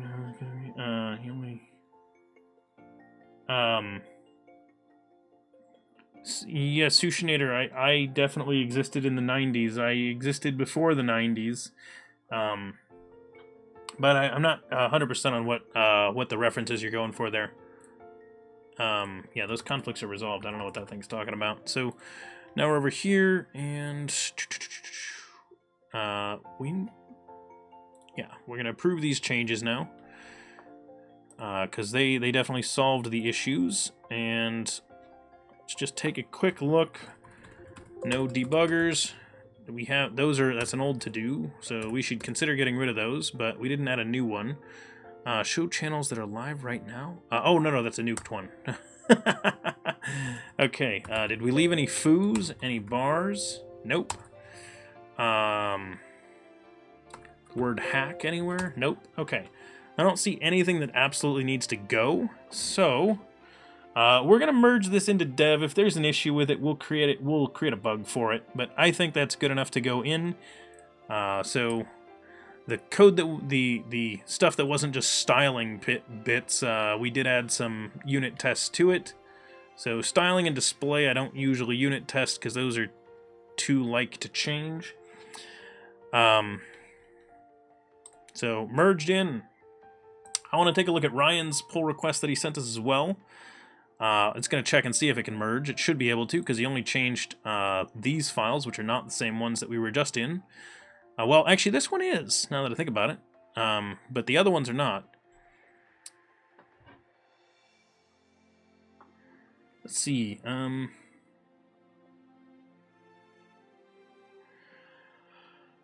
Okay, so you added in the style display none. You bound to the style property and said app styles. And app styles gets defined in the backend as a bound style of display none. So when the application starts, it gets that.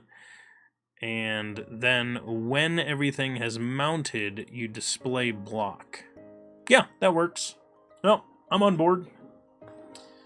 That's worth an approval. I think that's good. And I don't mind the v-bind as opposed to the shortcut syntax. I like both of them. In some instances, I do like the v-bind a little bit better because it makes it a little bit clearer to the beginners of what's going on. But that's a toss-up on how familiar is everybody with it. You were helping Rambling Geek implement command pattern for his teaching classes, inheritance, and interfaces. Oh, awesome, Simon. Yeah.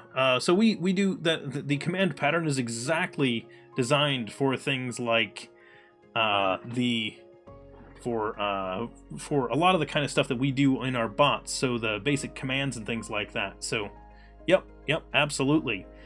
Back when I was doing my chat bot on our stream here, you might remember that I did a lot of trying to show the patterns that we were building as we did it. So like pointing out that the way that we implemented our commands, funny enough named commands, was through the command pattern, or you might call it the strategy pattern, depending on exact implementation of how you did it. Oh yeah, Ryan, you just got a GitHub email about a pull request being approved, and now I'm going to click this button, and it's going to do more than just approve it. It's actually going to merge it in. And then I'm going to click this delete button. No, I don't have to delete because it's your pull request. Haha!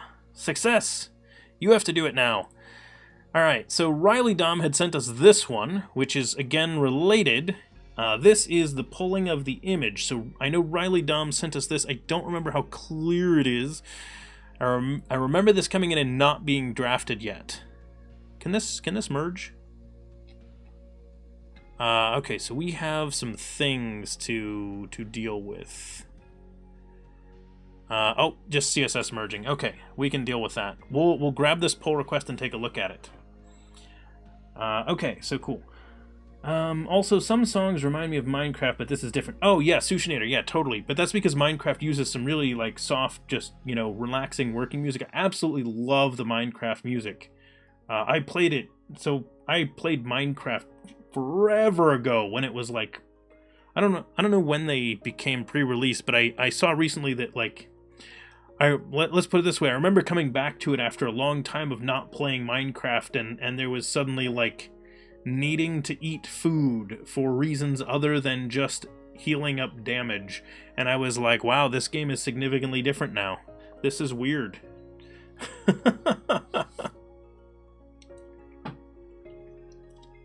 They moved my cheese, to say the least.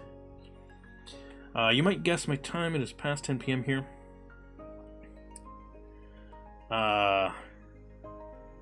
Sushinator, yeah, no, yeah. I'm aware that there are a lot of Europeans here on the stream, and 10 p.m. Would leave me guessing somewhere in Central Europe, but not necessarily, because time zones go all the way through. Did not play Minecraft for a while. Do you have an original Mojang account? If you ever feel like playing again, yes. Actually, I should have an original Mojang account, Sushinator.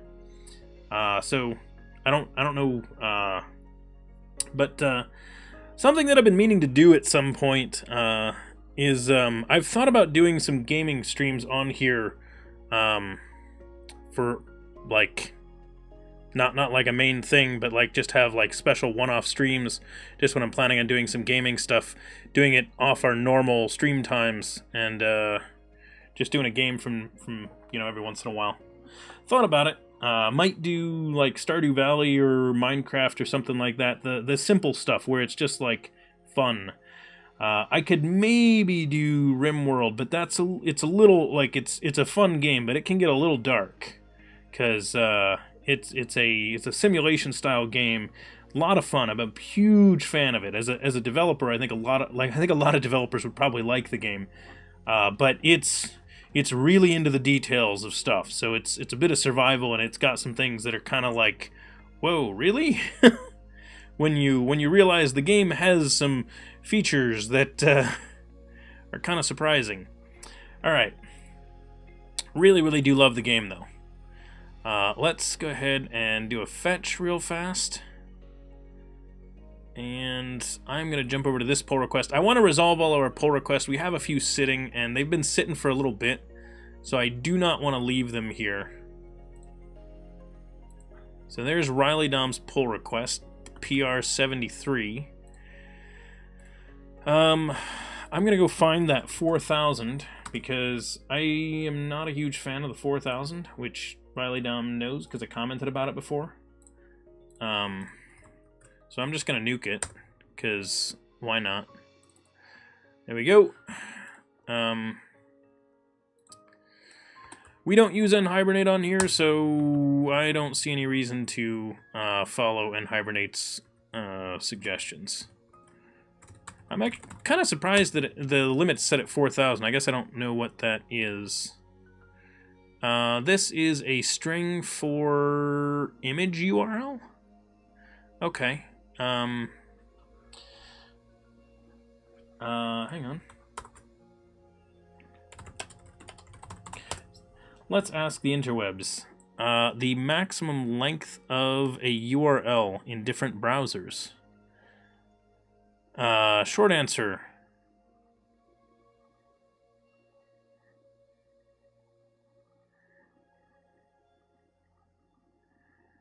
Okay.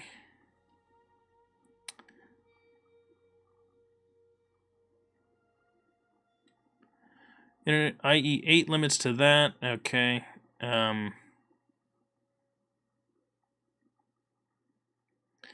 Okay, so of course it's so address bar, but we are not doing address bar for this. This is like anchor tag and things like that. But we'll limit to 2,000 regardless, because if someone really needs to go above 2,000, that seems kind of absurd.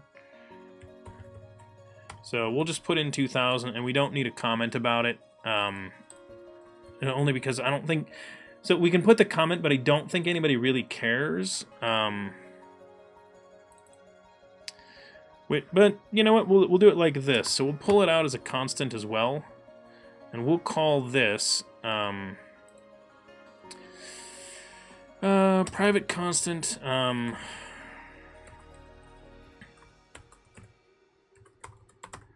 Max URL length.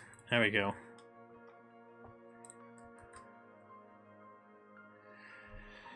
All right, that works. We called it image URL, which good, that matches with what we're expecting to do.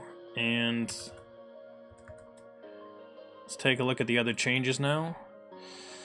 So we added image URL to the Twitch channel model object. And what did we do here? We pull the profile image off of the request. So it's a request we're already doing, and we're going to add image URL to it when we do that.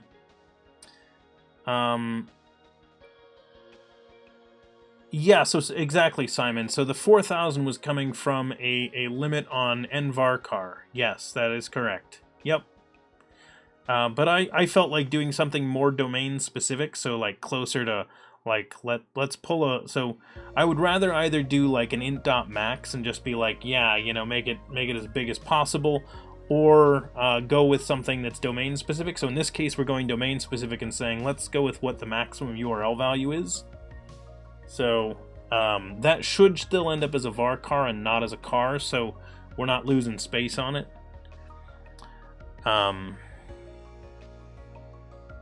Image URL, yep. So when inserting the value, we should do that. I don't think we update the values right now, which is a problem. So we'll resolve that conversation because I'm sending in this change. So let's commit this as one change right here.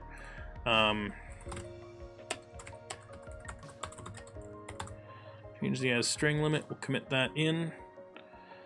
Send it up, and we'll do a quick refresh on here as well.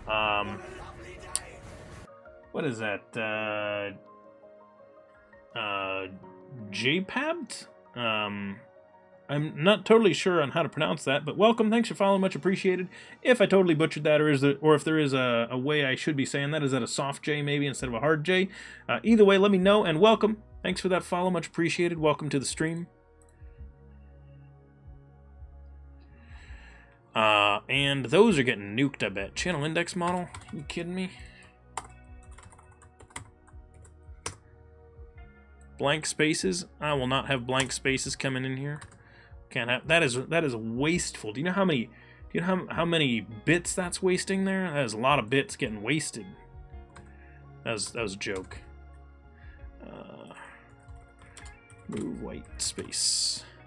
This I might smash this. I don't know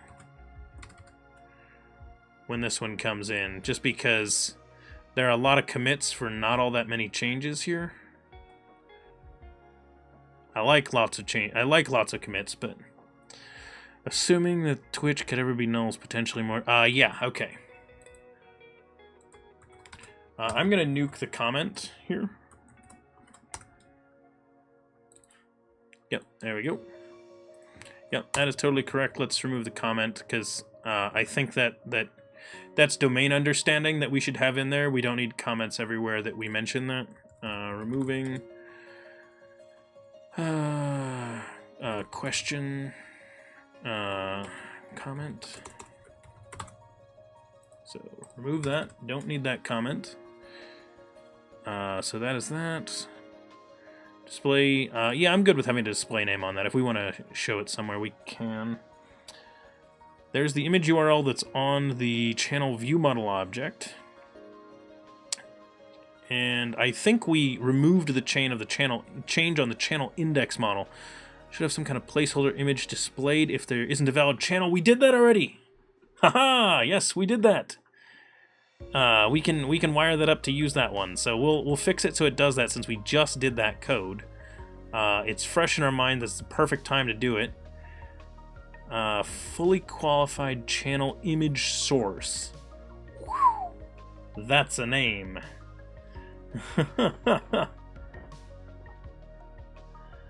Looks like you need a style cop bouncer on your clip. Yes, Simon. Just for a couple of things. I like style cop on like spacing for sure.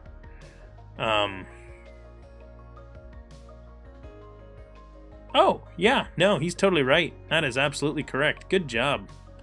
That is a valid change. I don't know why we're doing a JavaScript style there. And then this is the site CSS changes here.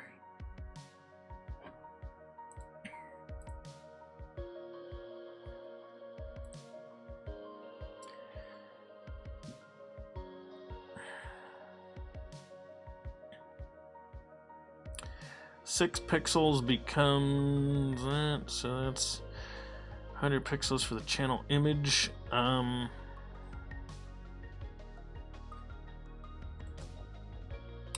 Yeah, we do need to mess with our styling a little bit still.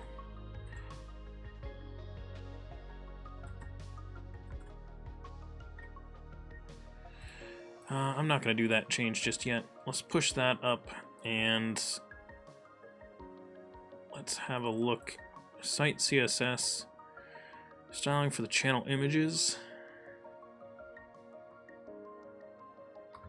Let's see what it looks like. Let's take a look.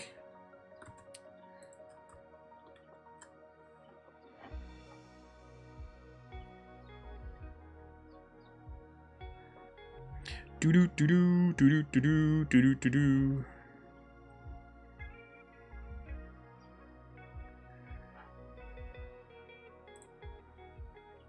Oh, that's funny. Code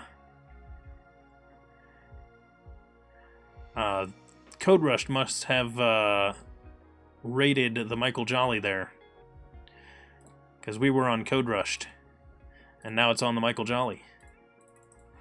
Okay, so we don't have the homepage changes because we just loaded up this version. But if we go to all channels, we should... So this is probably going to break, yeah, because the placeholder's not there. Because I don't have it in this site. And we don't allow updating. So, do I already have the Michael Jolly in here? No. Let's go add him. Congratulations, buddy. You're getting added to the list. So we're going to do the Michael Jolly, and it's going to be www.twitch.tv/themichaeljolly. You are United States, and ooh, I am not sure on his time zone. Central Time, I think? But which Central Time is he? Is he Central Time Chicago, probably? I mean, he's not in Chicago. He's nowhere near Chicago, but I think that lines up. And we're going to put him in the C# and JavaScript camp as well, only because I don't remember exactly which tech he uses for everything. So there he is. That hopefully pulled his image URL. Let's go to all channels. Yeah, all channels, the Michael Jolly. And there's his image. Very nice. It did pull it, so cool. That totally works, which means we need placeholder stuff as well.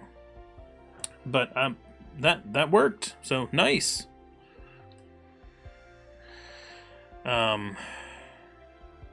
Need to change how we do that. I think I want to put a rounded corner thing around it and do that. So we'll see. Someone's messaging me? Someone whispered me? Who whispered me? Rubik's whispered me. That's weird. Huh. Interesting. Okay. Well, that looks good. Awesome. Before we go ahead, let's merge in our changes. We'll get this sorted. So, let's open up the Git shell again.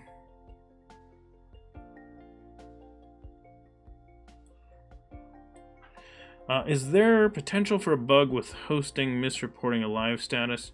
Would a replay also be an issue too? Does Twitch have an API? Simon, so we're using the Twitch API to get this information of whether or not someone is live. It would be potentially possible for us to misreport a live status, but I'm not super worried about that.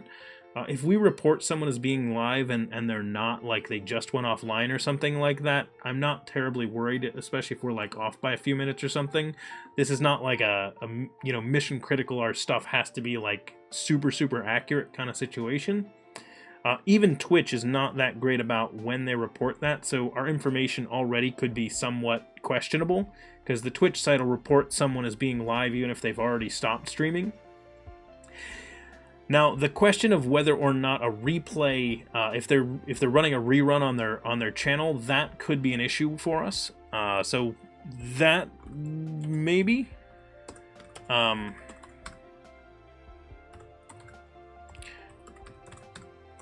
But I'm not terribly worried about it all the same, so let's merge in dev. And we know we're going to have conflicts, and it's going to be in the CSS files again, which is fine. We knew that was coming. So site CSS.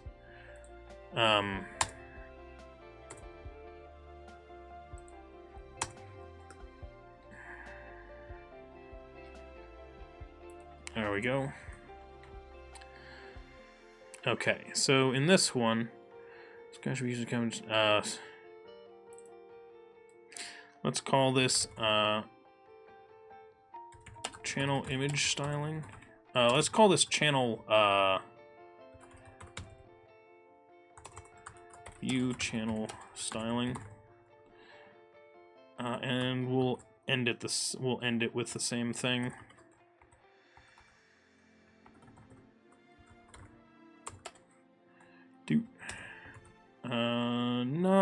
Not fantastic, not terrible either.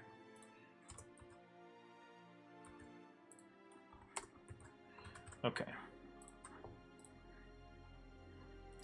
This, I'm going to show and explore, and I'm just going to nuke and have it get recreated. Because again, as someone pointed out, it probably shouldn't be committed anyway, and so we're going to want to fix that. If Twitch can't even get it right, we probably won't want to worry about that one. Yeah, exactly, Simon. Yes, that is exactly my thought. It's a complicated thing because sometimes streams are just temporarily like connection lossy, and so when you're in that state, it can't totally tell whether or not you are live. So that's part of the challenge. We don't want to. We're unlikely to report that someone's live if they're not. Let's put it that way.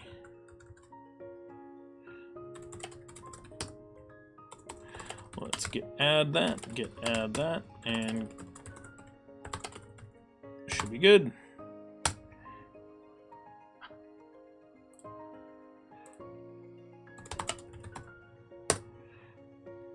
Oh, really? Okay, we'll publish it from here because I have to specify where it's going, and so by the way, notice that I couldn't just straight push. I was going to have to actually specify where this change was going because I'm actually pushing to someone else's branch. It's a separate remote, and so because of the fact that I was going to have to specify where that's going, the command line's a little annoying because I was going to have to do that.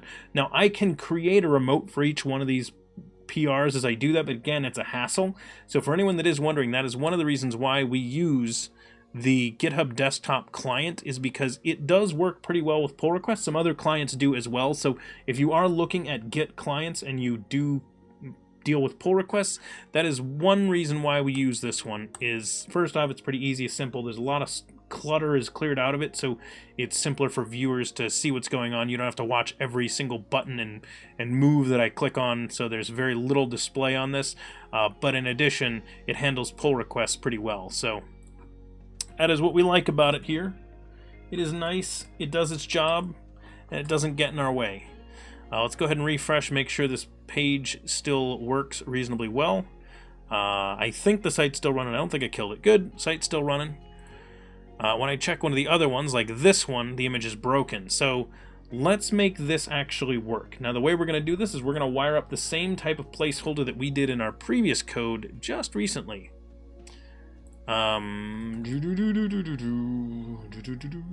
Let's go over here and refresh this, and then I want to go and say,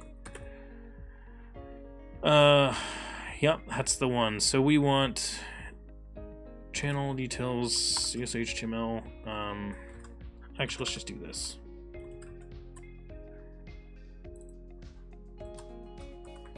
Let's grab that on my clipboard. Come over here. Find this. There it is. Wait, is that twice? That's twice. Okay.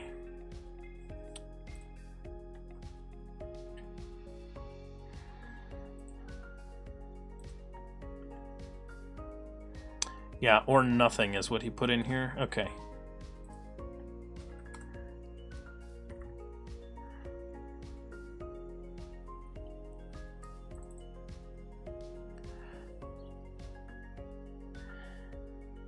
You know, instead of storing it as a variable like that, which is just fine, we can.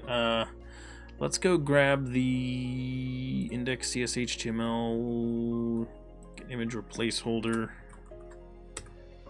Let's go grab the code behind version of that. So right here, I called it a code behind. All right, so we go down here.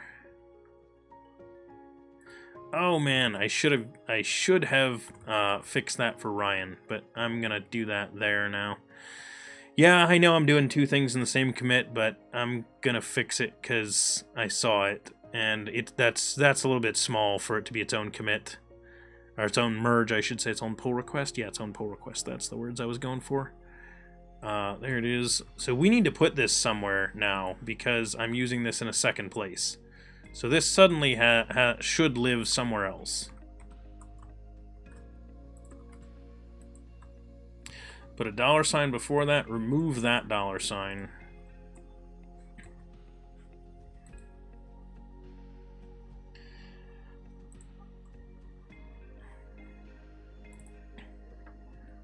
Model channel name instead of this one.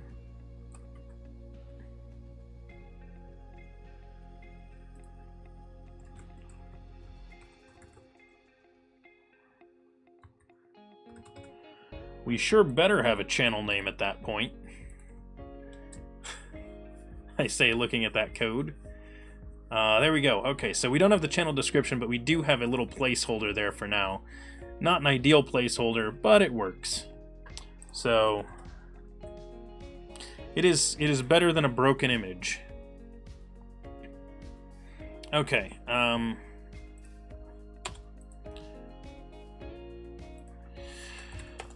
What is this? Fix,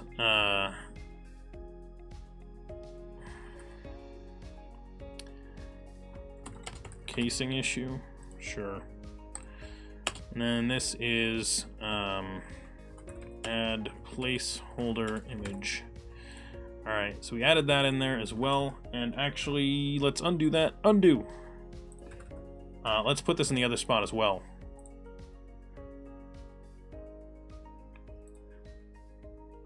Oops, the other spot where this was specified.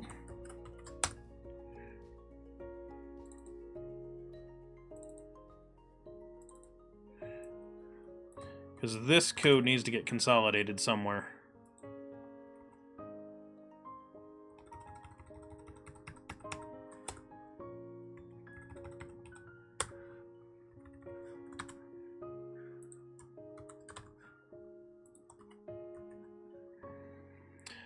Okay, delete the to-do. Delete the to-do. Actually, that to-do should say extract this somewhere. Which I'm not going to do on this commit. Because I want to get this merged. There we go.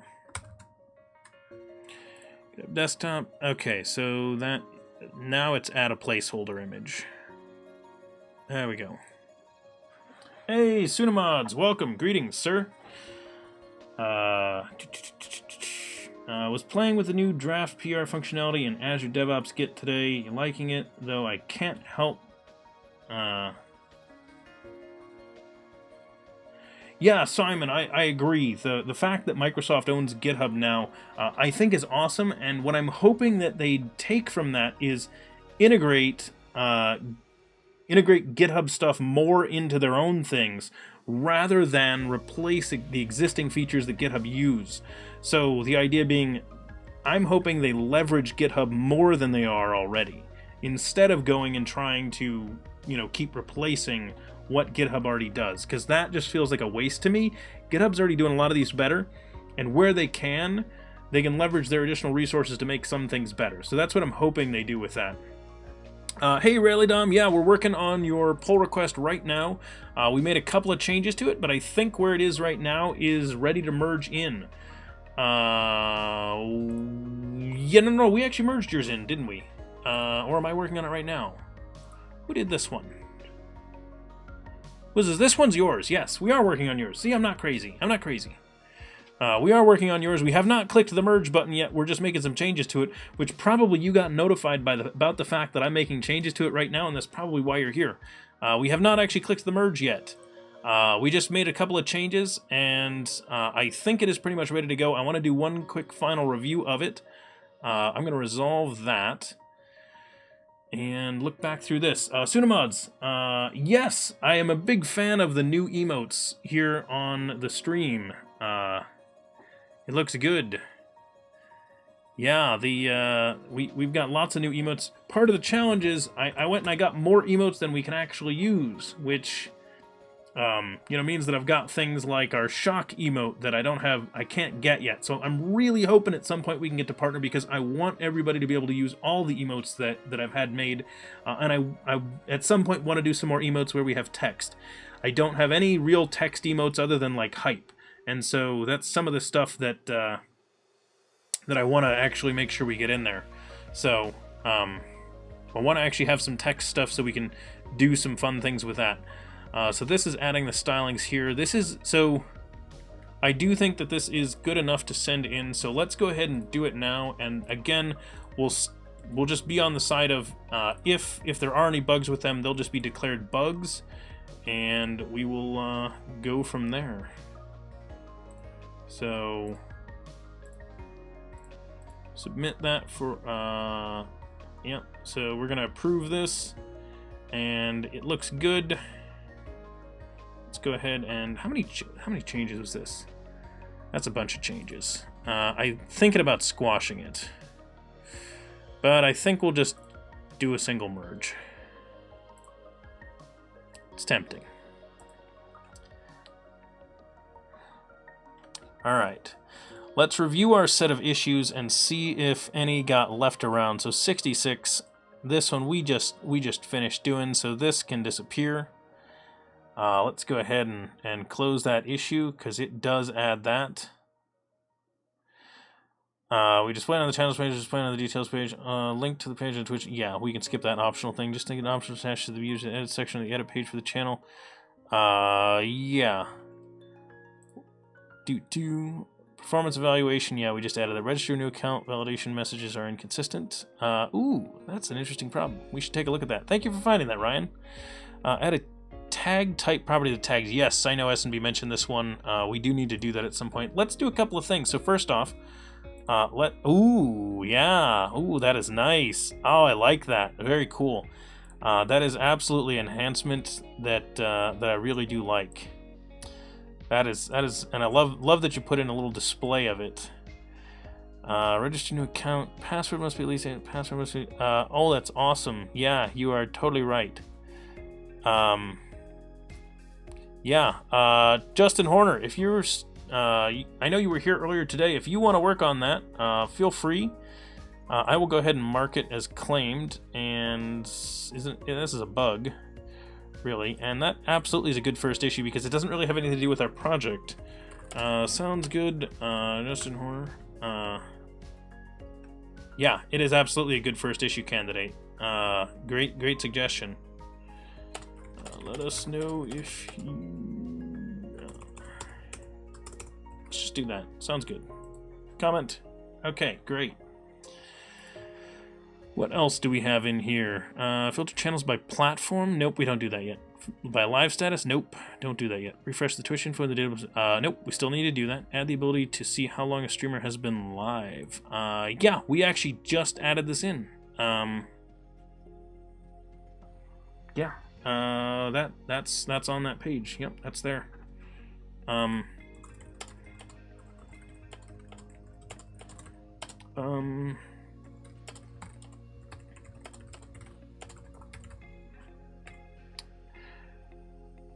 So I will close that.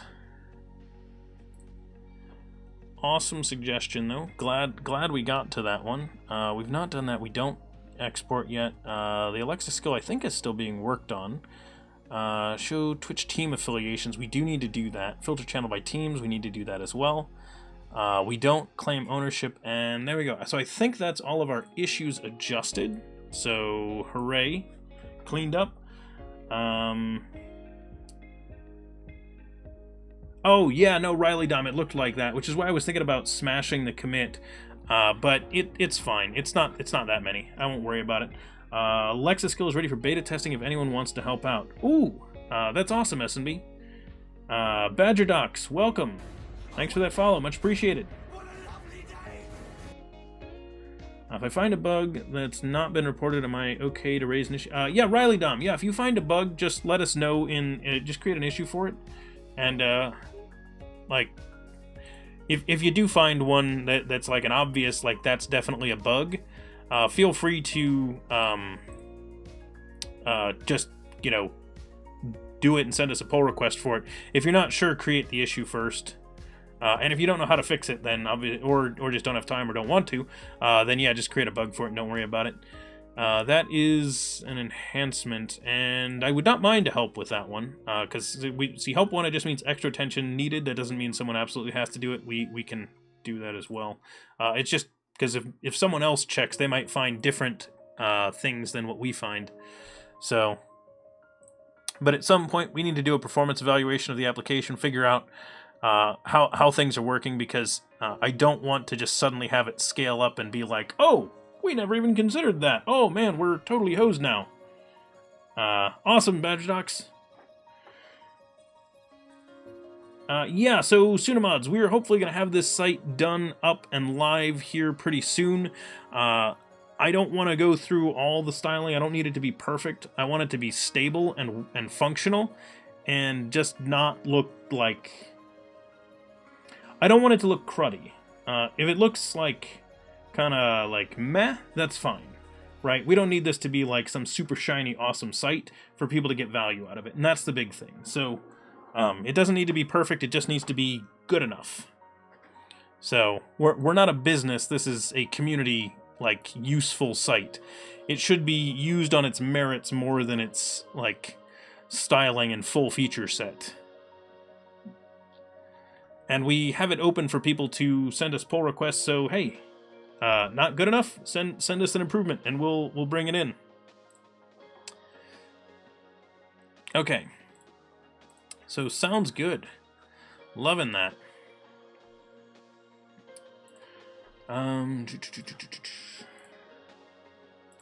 Close this. Close that.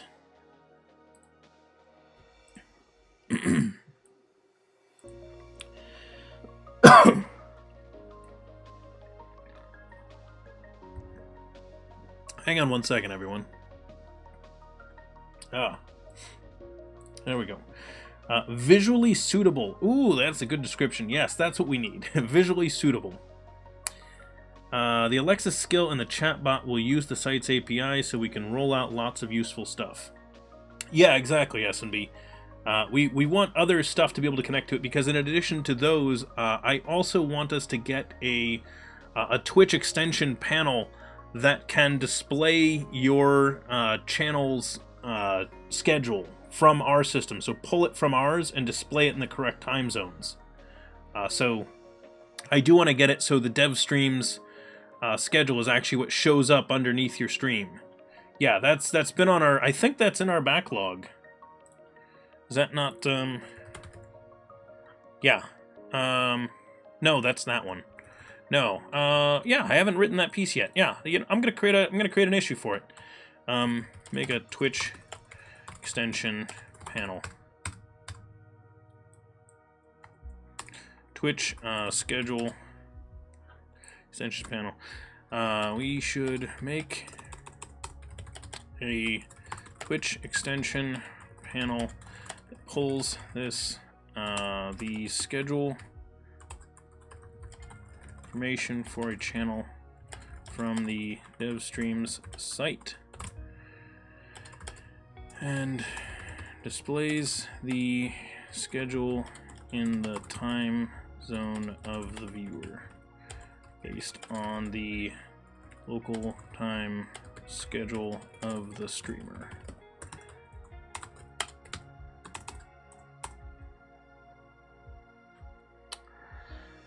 This is an enhancement that technically is like it's this would be a great one to work with like Lucky Number 7 or something like that on, since he does that kind of stuff. iframe for the win. Yes, Simon, you technically could iframe it and that would work just fine. And yes, we could get Clark.io to help. So Clark.io or Lucky Number 7 or any of the other people that do Twitch extensions. Yes, Clark.io is the one that did the team member Twitch extension. Yes, yep, Clark.io is the one that did that. And Lucky Number 7 also does Twitch extensions. So we have a couple of people in the live coders that do Twitch extensions. So we can work with either of them to hopefully help us out with that. Feel free to ping either or both of them and mention like that we're interested in doing that kind of thing in the project. So they might want to help out. Who knows? They also might not have time.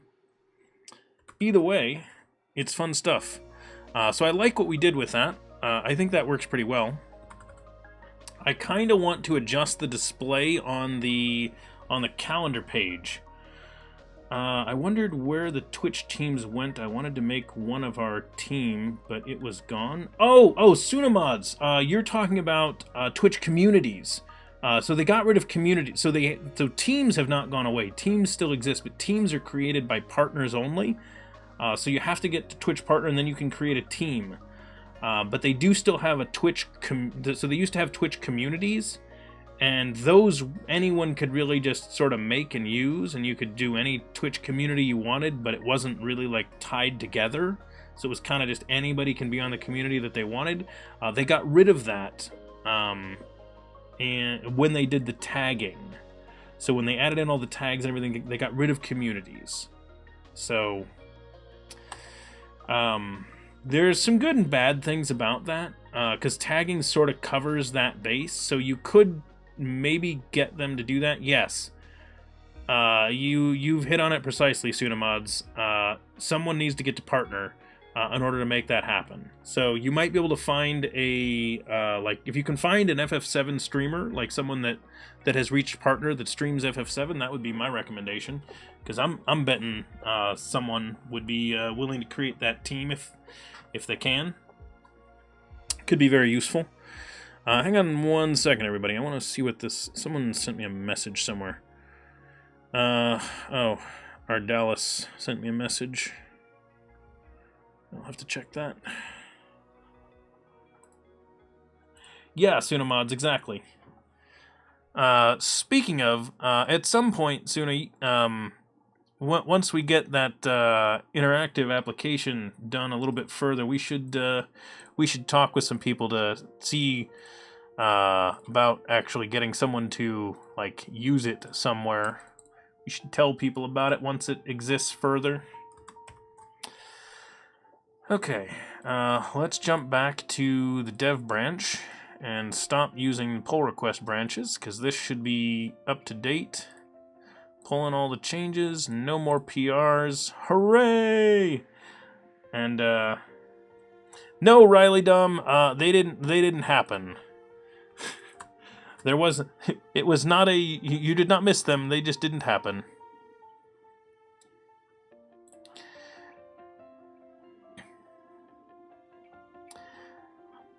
So no.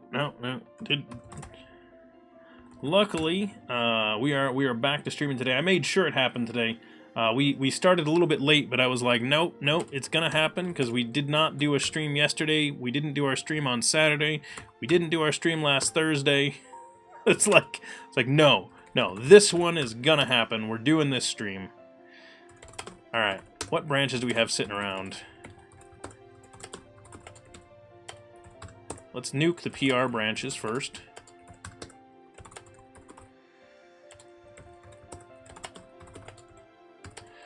I know a lot of people that are like, oh, you can make a little script that just, nukes them all one at a time and just, gets rid of all the things.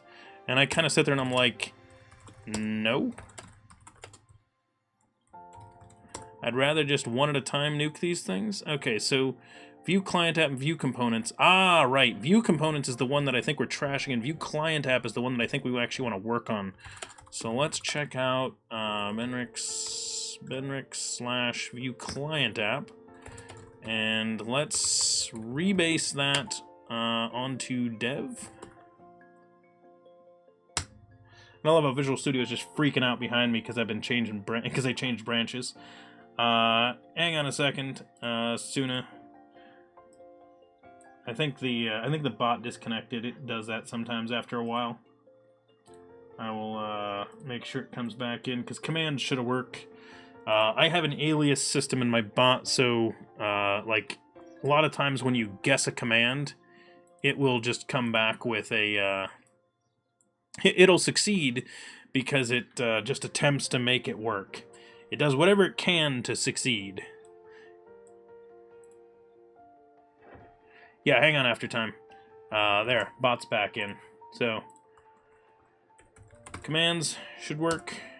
What? Really? Oh, maybe commands is broken? Oh, right. No, I need to... I forgot. No, we're running on an in-progress branch. I forgot. So, hilariously, everyone, this is actually the version of... So the version of the bot that's running right now, some people might have noticed I mentioned a long time ago the crazy suggestion on Twitter of rewriting our bot to actually be two separate pieces, and that's actually the version of the bot we're running right now. So I'm betting I don't actually have the commands command wired up, because the way it actually works is the commands command actually has access to all of the other commands in the system in order to evaluate whether or not they're currently on and whether you have permissions for them. And so I think that's not wired up correctly in the current version. So the commands command doesn't work. Sunamods, so rather than taking guesses, I could do something where it did that, but we did intentional versions. So the aliasing allows you to specify multiple ways of doing it. So essentially, it's specified that CMD, CMDS, command, and commands are all the same command, is basically what it is. And there is also an alias command. So if you see, when I type in alias, it says I can basically create a new alias at any point to add to a command. So if I need a new way to specify a command, I can do that, and it'll create just an alias that also works for that command. So, yep, that's how our bot works here. We did a lot of cool stuff for it.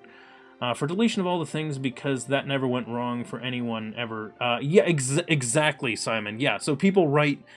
They're like, yeah, just do this little thing and it'll grep out the name and delete all the merged ones. And I'm like, yeah, because I totally want a script that deletes all branches without looking carefully before it nukes it.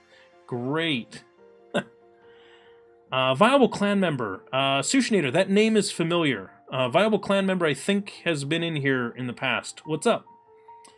Could you use something like Lucene and a fuzzy approach for the commands? Riley Dom, you absolutely could use Lucene for that if you really wanted to.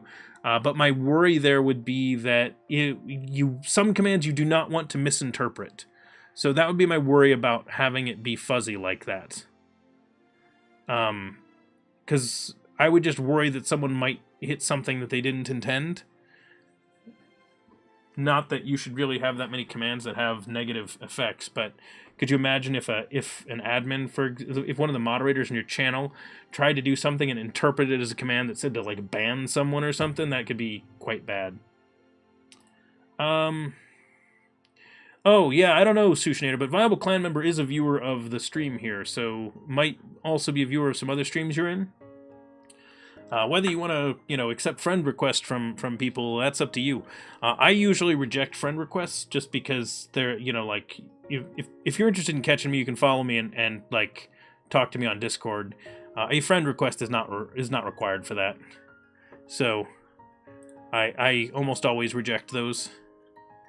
Even if I know and like the person, I usually still reject it. So, yeah, exactly, Riley. So that's not to say that you know, that's definitely going to be an issue, but I would just worry that something like that might happen, or I might forget that that's how it works and create a command that has a side effect that I'm worried about. I wouldn't want them to be used unintentionally. Like if someone typos trying to add a new command and you know, it interpreted it as something kind of similar. Maybe it created an alias instead of a command. Who knows?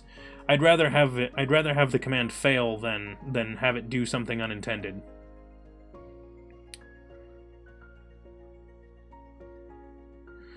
I get a few extra gray hairs at work when we need to do an ad hoc deletion in our This is true, Fuel Snavel. We can go and undo the change if we needed to. But yes, I agree. It freaks me out whenever deleting mass amounts of stuff or anything else like that. Okay. This is just a working thing, so it's a single commit on this, so I'm not worried about it. This branch is basically one commit. All right. Oh, yeah, so in that kind of thing, so usually the way that those work, Simon, is they're usually for helping you complete the text rather than if you hit enter sending it. A lot of times those will suggest what you meant instead or give you some kind of confirmation and say, hey, I think you meant this instead. Did you? And then yes or no. So like those fuzzy approaches on a command line, a lot of times will do that instead of just assuming it and accepting it. Which, if you were gonna do it, that might be the way, but at that point, like, you might as like you almost failed anyway. So I don't know. Yep. Excuse me. So where are we? So in this approach, we set this up with this piece. I think there was someone I was talking with, someone in our stream that was talking about helping us out with our view code. So we set this up with a this has an app view, which we don't really want. I want to use the tag selector. We need to figure out how to get this included into our code. So this is where we were. This is probably where we'll continue next time, although I might take a side detour to go and fix up the styling on the calendar page at some point. We might do those. But this is basically what we set up. So we put a Vue client app inside of our application, and the plan is to let this get built and get shoved into the www root as our Vue code that we include onto our pages. So that's the goal. And hopefully that works the way that we want it to, but that's where I want to continue on with this next time. I do want to make sure that I tell people about that, because that's where we're going. After time, that was you were wondering how to implement Vue and perhaps even make client-side authorization with Vue. Could be, yeah. So I've talked with plenty of people about Vue. I don't, that might be that one. Lucene on the brain, because I've been using it so much recently. Yeah, so Riley Dom, I used to use Lucene back in the day as well for a lot of different stuff. I've used it in CMSs as well. Lots of fun stuff. And Sushinator, no problem. We absolutely always love conversations. No worries about being off topic on things. But I did want to mention those. All right. Let's see who's still live and how long have they been live. If only I had a site that would tell me that kind of information. Anybody know of one? That was a joke. We're building it. Ooh, this might not work because I'm in this branch. Yep, this doesn't work because I'm in this branch. RIP.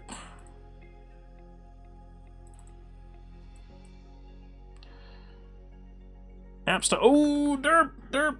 I totally messed this up. That's me. I broke it. I broke it. That was me. Sorry. Don't kill me. Don't kill me. Ah.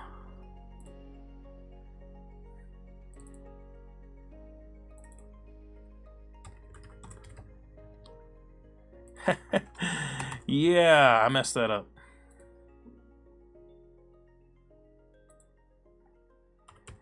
Oh, it's getting confused because of that.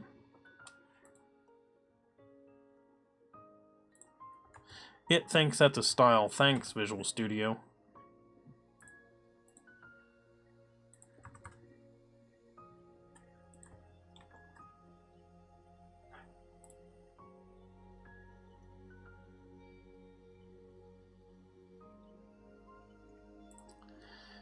There we go.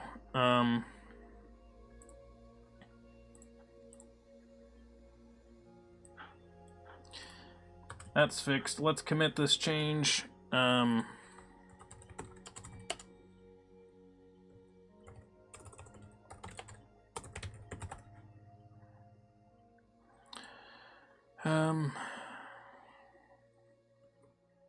know what? Let's just do this. Index CSS HTML. I'm just going to do it on Git. Source, web, pages, index CSS HTML, edit.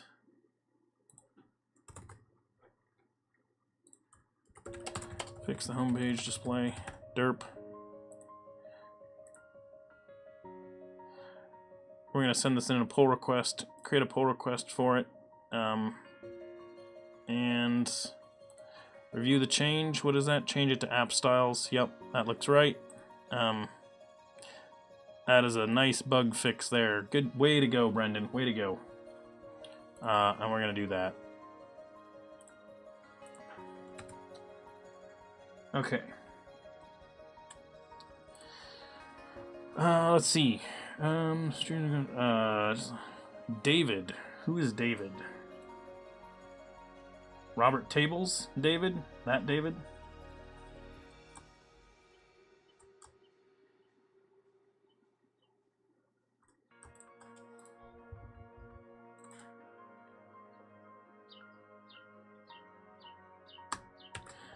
Sure.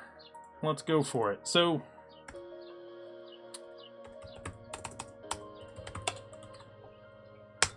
I'm going to do that, and then we're going to hop over here, and I'm going to click a couple of buttons. Hey, make sure you hang out, everyone. First off, I'm going to roll our credits. I want to make sure that I thank everybody for hanging out today and making this stream an awesome one. I want to thank Carrie and Brutal Swede for their cheers. I want to thank our moderators, S&B. I know Stoolpenner was here for a while as well, so thank you for helping to moderate the channel. All of these wonderful people followed us today. So, yeah, thank you for that, everyone. I want to make sure that I thank S&B, Coated Beard, Carrie, Sushinator, Frackberg, and Nate, all for the subs. Frackberg is, of course, gifted by Carrie. And I want to make sure that I thank all of you for hanging out, chatting with me today. Everybody that contributed to our project, sent us pull requests, anything like that, always appreciated. A couple of other things I want to do. I want to make sure that I put a link in here to our Discord. If you're interested in chatting with me or anybody else outside of the stream, check out our Discord. You can find links down below as well as over in the chat. Check out our GitHub as well at github.com/devchatter. And you can find archives of our videos on YouTube as well as here in the video section on Twitch and links to my Twitter as well. Thank you for hanging out again, everybody. We're going to hop on over to a raid over to Robert Table, so please stay around for that and say hello to him. Justin Horner, I had a question for you earlier. Make sure you check out our issues section on GitHub as well. Coated Beard, thanks for hanging out. Sudamods, have a good one. Take care, everyone. Enjoy the rest of your day. Happy coding, and goodbye.